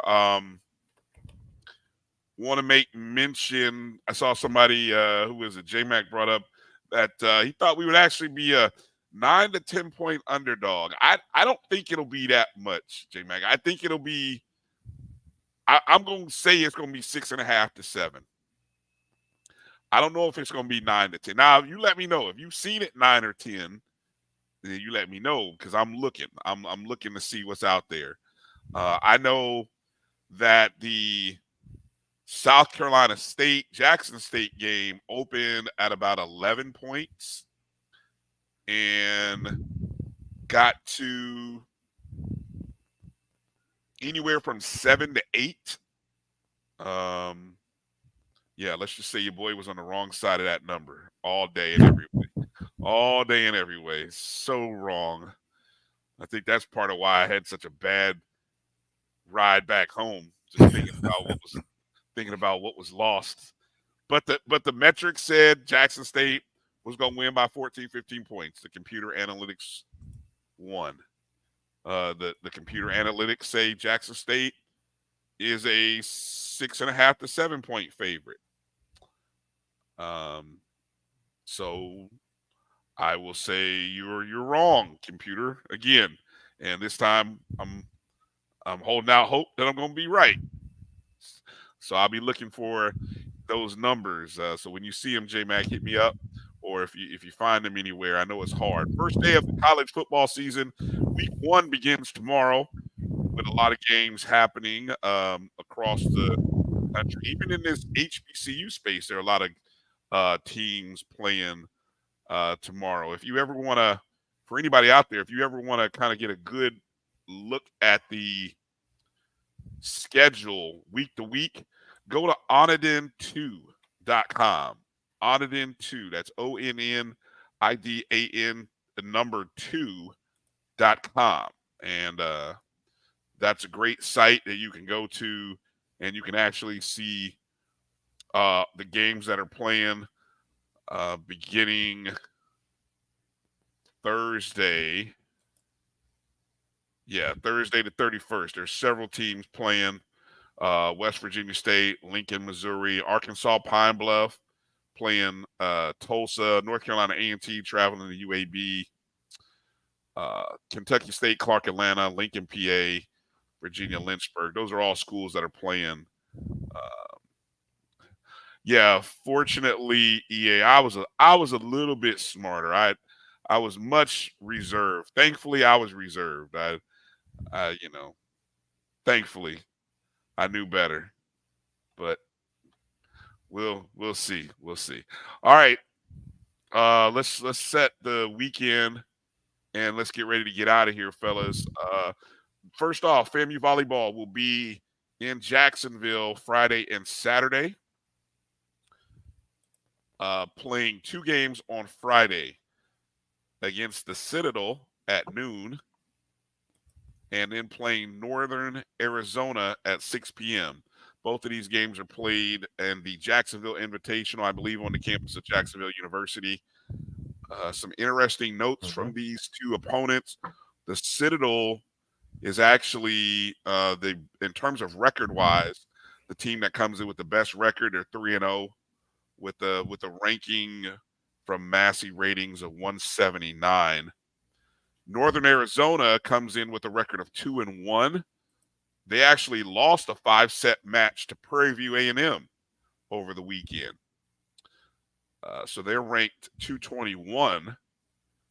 And then on Saturday, we play the host school, Jacksonville University, at 1 p.m. Jacksonville has a record of 1-2. I think their one win came against Bethune-Cookman. And they're ranked 217. So, be a good weekend for FAMU Volleyball to get a couple. I know. Yeah, I do expect that they'll at least win 2. They have a chance at 3. I think part of not closing out last week game against better competition was partially being new, partially getting in condition and getting in shape. This is still a new team. You figure it out, everybody role and what rotations work. And then also, being in a pressure situation and then just having, endurance. So I think all of that went into play. And I think last week's tournament will carry over to this week's tournament. And I think we'll have better results. Yeah, we hope so. I mean, remember, volleyball doesn't get a chance to have a long fall camp. I mean, they really, when volleyball they started like almost a week and a half, 2 weeks. 2 weeks. They have 2 weeks. Yeah. And we have 9 new players.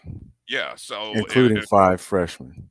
Exactly. So if a lot of our girls weren't around on the fall, which I don't believe they were, then you definitely have that.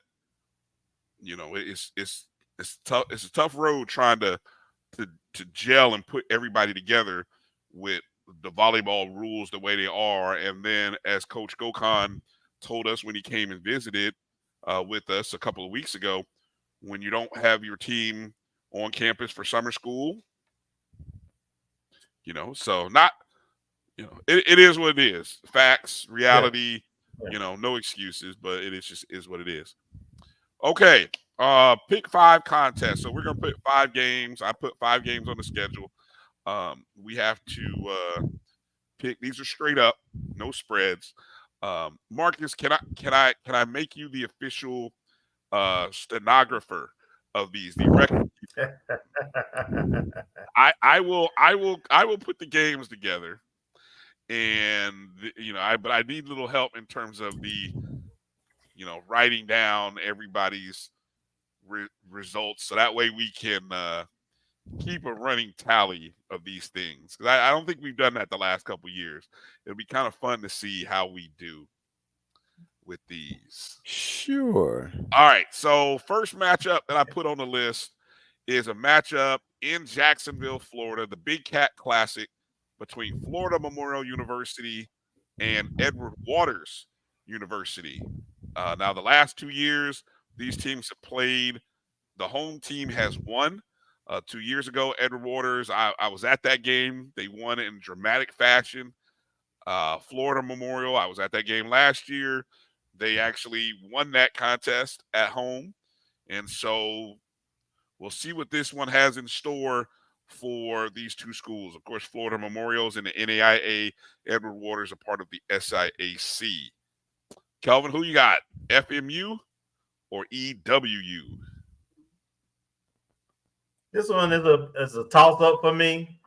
I like it. I'm going with Edward Waters because they're the home team. But I tell you, I think Florida Memorial having the game under their belt probably is a advantage at this point for them. But I go with the home team. Marcus, how about you?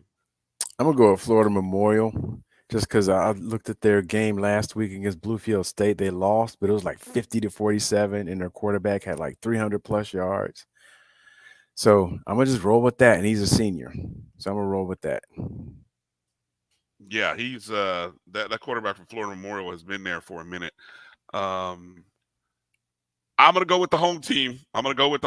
E-Dub. There's a lot of emotion right now up at Edward Waters after the shooting incident that took place. That's a community that when you can rally around each other in moments like these, and it kind of gives a team an extra boost of energy. So I'm gonna go Edward Waters by a field goal. All right. So the next contest, the Red Tails Classic in Montgomery, Alabama, between Fort Valley State and Tuskegee University. It's a 7 p.m. Eastern, 6 p.m. local time. Fort Valley State has won the last 2 meetings. This game is played on, I believe it's played on Sunday, if I'm not mistaken. It is. So it kind of airs right after the FAMU Jackson State Orange Blossom Classic, somewhat. So a good opportunity for those who aren't going down to Miami after you watch the FAMU Jackson State game, you can switch over and watch a little of the Red Tails Classic. What do you got, Kelvin? We'll go with you to start. I'm gonna go with the state team, Tuskegee, and the reason I'm going with them primarily. I know Fort Valley lost a little talent last year. Of course, their running back just made the NFL as an undrafted free agent, so that tell you what kind of talent he was. And so I like Tuskegee because their coach, as well as their AD, our team in a tandem, and this is going into year 2, I believe, together. So at Tuskegee, and so I think they've got that program projecting up, and I like successful head coach when he becomes an AD at a Division II school. So I think they'll pull it out. I'm going with Tuskegee. Okay, Marcus, what do you got? I'm gonna go with Valley. I mean, they won the last 2. They were 8-2 last year, and their quarterback was a redshirt freshman from South Dade High School, and he, had some good, decent. So I think he's preseason offensive player of the year too. So I'm gonna go with Valley, just based on the recent success. Boy, it helps to have that. It helps to have that running back, though. I'm gonna say that. Oh yeah, you don't have it this year. Yeah, no. I'm going with Valley because I think Valley is the team.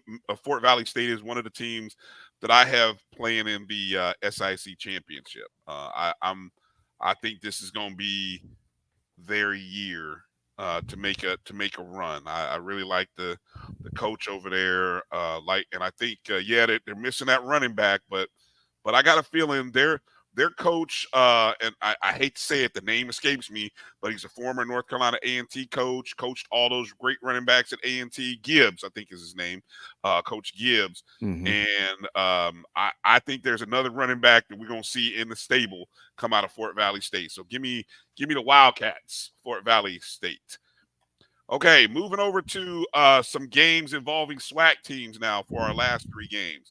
How about the Labor Day Classic, but this is the one down in Baton Rouge between the Alabama State Hornets and the Southern University Jaguars. A non-conference game. Very, very important distinction between East Division Alabama State, West Division Southern. Tough game right out the box. Who you got, Kelvin? You got defense against offense. That's what this game comes down to. It's in Baton Rouge. So I have a tough time picking against Southern at home, first game of the season, in a somewhat rivalry game. So, it's going to be jam-packed. Stadium be packed. I know Alabama State probably would travel well there too. It should be a very exciting game. But I'm gonna go with Southern at home. Southern. What do you got, Marcus? Who do you got? I'm gonna go with Southern as well. Southern at home. They've got a new quarterback, a transfer coming in. Harold Blood. And Alabama A&M's. Well, last year they have a good defense, and I thought, in our preseason prediction, I thought if FAMU's were going to lead the East, I thought Alabama State. Alabama State would be second. I think they would be the toughest. So I'm going with Southern, but I think it's going to be nip and tuck. Now, I got to make a correction here just in case. I don't know if this will sway you anyway. I thought this game was at Southern. Correction. This game is at Alabama State in ASU Stadium in Montgomery. Does that change anything for you guys? Because I wrote that wrong.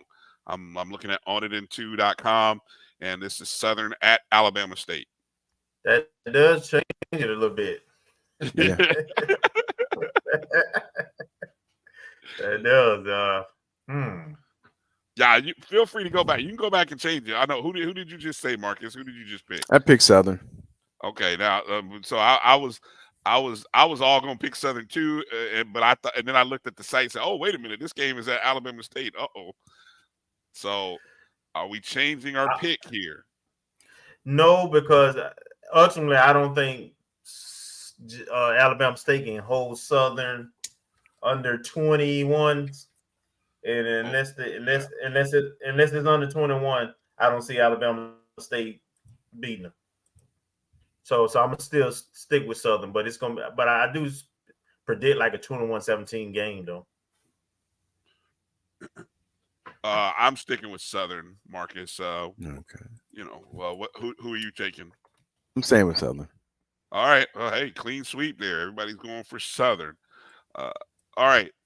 Then we have a matchup between the SWAC versus the CAA, the Brick City Classic in Harrison, New Jersey, Red Bull Arena, between Grambling State and Hampton. 3:00 Eastern is the kickoff for this contest.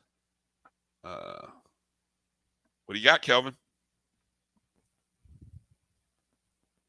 Some really good matchups, man. Has Grambling grown offensively? Is going to be the question, right? Do they have a quarterback who can? I believe in their defense. I believe that in their talent. They weren't void of talent. My question is, can Hugh coach as a head coach?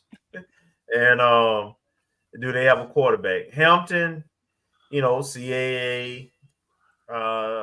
They probably, talent-wise is on a similar level. With them, I don't know if they got playmakers, right? I believe their defense is going to be pretty strong. I believe this is going to be a defensive slugfest, to be honest. And this is more of me rooting for the because it's in New Jersey, right? So, it's in New Jersey, yeah. It's in New Jersey. So it's a neutral site game. Neutral site, yes. I'm gonna go for the SWAC team. I picked the SWAC team at Grambling. Okay. What do you got, Marcus? Yeah, I don't know what Hampton has. We saw Grambling last year, and we did get we made some errors on on offensive side, and also I want to say we either get special teams. So they showed resiliency. For a touchdown, yeah. Yeah. They show resiliency. So I think they're going to build on year number two with coach. So I'm gonna go with Grambling. I'm riding with Grambling as well. I think when I made the pick on Sunday with AD, I think I said I'm going SWAC. I'm going SWAC, although I'm very nervous. This is going to be one of them games where I'm going to have some choice words to say, if Grambling A doesn't look good and B loses. So I'm gonna have some things to say. No doubt. Okay, and our last game of our pick 5 is another Labor Day Classic. This one is in Houston, Texas.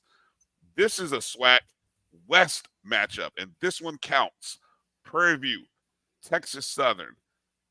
This series has been dominated by Prairie View. I believe it's played in the same arena that Texas Southern plays their home game. So when it's the soccer stadium, soccer built arena that FAMU, when they travel to Texas to take on Texas Southern, be the same location. So Prairie View, Texas Southern. Who we got, Kelvin? Labor Day Classic in Houston, Texas. Mommy body. This might be my only time picking Texas Southern if they don't pull this one out now. They don't get this one done, yeah. If they don't get this one, I'm off the bandwagon. But I'm already. Already from jump. But I'm gonna go with Texas Southern on this one. What do you got, Marcus? I know they're playing at home, but I'm gonna go with PV because I just like. Well, I want to see what Bubba McDowell's got, but they got that transfer. I think it was Caleb Johnson from Mississippi Valley. Ended up going there, and I really like his game. So yeah, I'm gonna go with that. I didn't know Caleb Johnson was at Prairie View. That's interesting. But I gotta go with Andrew Body in Texas Southern. One of the, besides us and I believe Alabama A&M, they have 10 returners on offense. This is supposed to be the year, right? This is supposed to be the year. So it all starts with week 1. If you don't win week 1, I don't know what the rest of the season is going to look like for Texas Southern. So they need to sort of slay the beast and beat Prairie View this contest.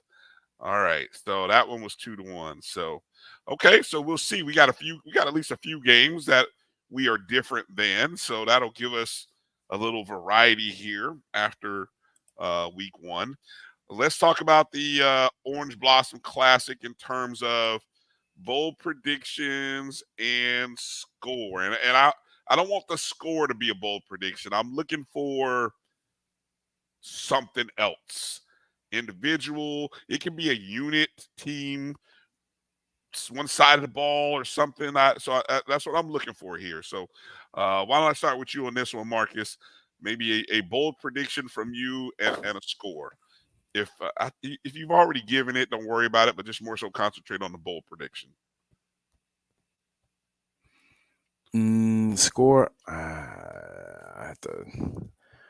I'm going to say 31-24 FAMU. And bold prediction, we get a special teams touchdown. Now, which level of special teams? Be more specific. Or are you just leaving it in general? So it can be punt return, kickoff, return. Well, I was going to leave it general, but I'm going to say punt return. Okay. Punt return touchdown. Bold prediction. Okay. Care to say it? Care to even go any bolder and throw a player's name out there? Well, our 2 punt returners are Jamari Gassett and Shareed K-Dot. So I don't know who's ever back there, but I think they both have the potential to take it. If Shareed's back there, I know he's starting wide receiver as well. So I don't know with the depth. We don't necessarily have to have him back there with Jamari Gassett, but I'm going to say Gassett. I'm just going to throw his name. I don't know who's going to be returning punts, but I'm going to say him. I like that. Be bold. It's called bold predictions. So what was that score again that you decided to give? 31-24. 31-24. Put that on the sheet too. I was looking for a pencil to write that down. 31-24. Okay. Kelvin, what do you got? My bold prediction is I'm going to say we're going to jump out early. We're going to do what Jackson State kind of did last year, even though they only scored 7 in the first quarter, and I think they scored 21 in the second. But I think we're going to get off to a fast start. I'm going to say that FAMU's going to put 2 touchdowns up early in the first quarter. And touchdowns. In the Good. first, and I'm going to go with a score of 31-14. As long as we don't turn the ball over, I just don't see nobody being able to put 2 touchdowns on our defense. That's the key. If we turn the ball over, it's going to be a very, very tough game. All right. My bold prediction, I'm going with a pick 6. And I'm gonna go right off the bat. I'm gonna give one of 2 names. I'm gonna give 2 names. I'm gonna either go Kendall Bowler from the cornerback position or Isaiah Major. So I'm sort of rolling the dice on one of those 2 coming up with a pick 6. I think that'll be pretty impressive. That'll be good. And then a score.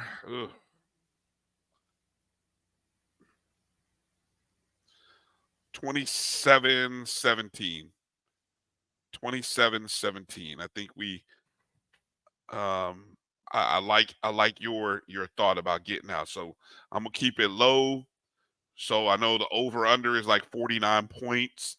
I'm saying play the under. Especially if you think about 2 years ago what this game was. And then of course, even last year we pointed out the fact that we gave up 3 touchdowns on non-defensive versus offense. It was like pick 6, fumble return, kick. Right. Take those away. Yeah. Take those away. Block punt. We still lose. Yeah, block punt. Yeah. We still lose probably 38-7 or 38-3, but it's under 49. So without the foolishness, this game is going to be under 49 points. So that's sort of my pro wagering analysis there.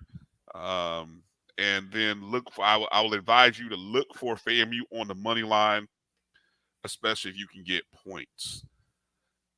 So we are scheduled, Kelvin and I, we're scheduled to be down in South Florida. We've got space in the tailgate area.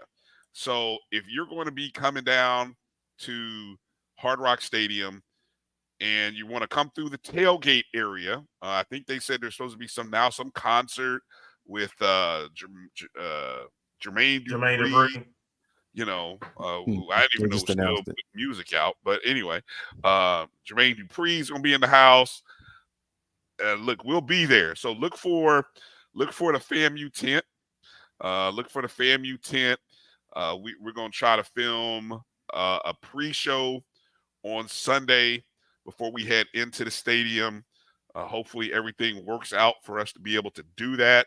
We might have a special guest from Jackson State because Timona from She Loves Thee is now part of the Black College Sports Network, and so we'll be looking for her. We might have a little FAMU Jackson State banter. So any of you that are going to be coming down and you're going to be there early, I think the tailgating or that thing opens up at 11 o'clock. So look for us. Mm-hmm. You'll see us, and give us a shout out. Of course, those who'll be in the club level section, we appreciate all your support. You see Cameron T. I see Cameron. Hey, we look. Anyway, I'll speak offline. Look, hey, it's I don't even know how. Look, I'm being corporate here. Black College Sports Network. We won't look. Our show is our show. We talk about FAMU. She talks about Jackson State. She's got a lot of great Jackson State people on there. I had a good time when I went on the show last week to make the announcement. So it's all love. It's all love until we play each other. So we'll just go there with that. So Marcus, any final thoughts before we get ready to close out the show? Well, rubber hits the road, 3 o'clock Sunday. Yes, sir. All this prep work, all this recruiting stuff, all this chit chat and jibber jabber, like Mr. T used to say. It's time to show. Chit chat and jibber jabber. I love that. Mm-hmm. I love it. What do you got, Kelvin? I think the temperament of the team and the approach has been just what it need for fall camp. We didn't have too much drama. So, we got 41 or 42 seniors, grad students, redshirt seniors on this squad. I don't want to hear it. Let's produce. It's showtime. Hey, I was sitting here looking at our depth chart. Our twos would be a really good team. Mm-hmm. I'm just saying, our twos would be a really good team. So when I look at our ones and twos and say, man, what great depth we have. A lot of options, a lot of opportunities for guys to be fresh and stay fresh. So we're looking forward to it, man. I mean, it's not nerves, it's nerves of excitement. That's really what it is. Not nervous. It's just nerves of excitement. Ready for the season to begin. Ready to start this journey with the boys and watch them. And so we appreciate all of you. We appreciate your support. Again, there's different ways in which you can support the show. Again, we appreciate everybody who's been a supporter of the new JBN memberships and has taken advantage of watching our new, actually we could say part 2 of our preview show. Part 1 and 2 are now available.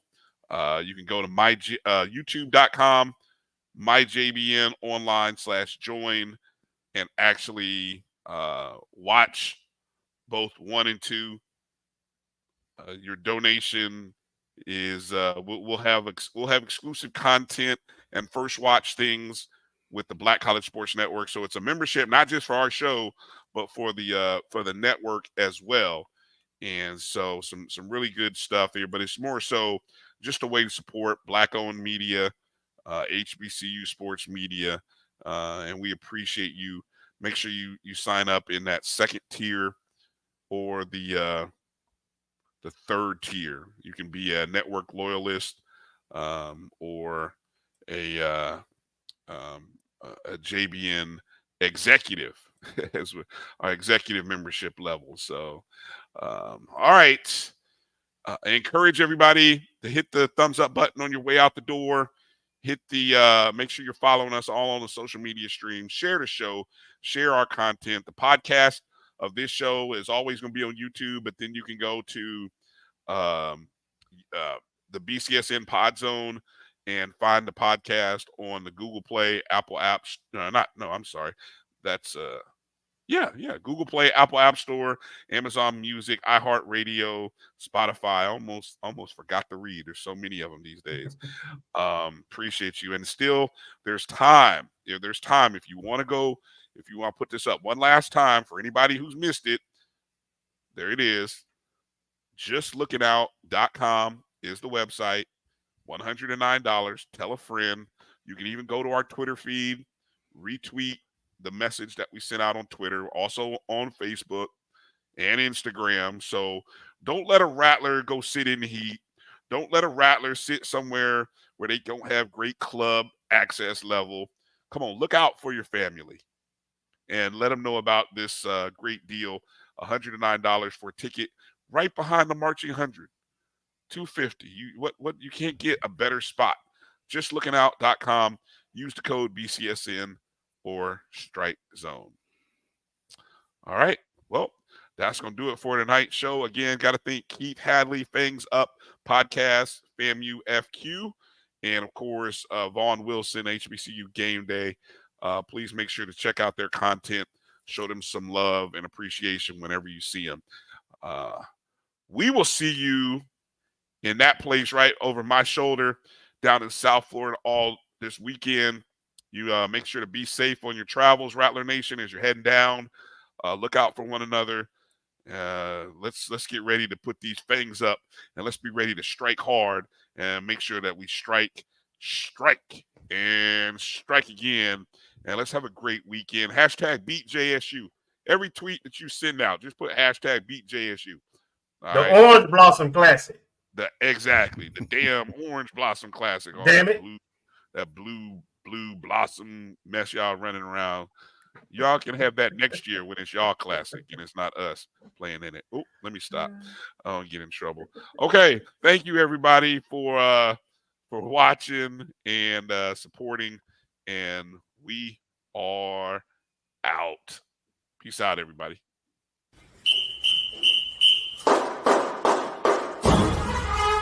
Thank you.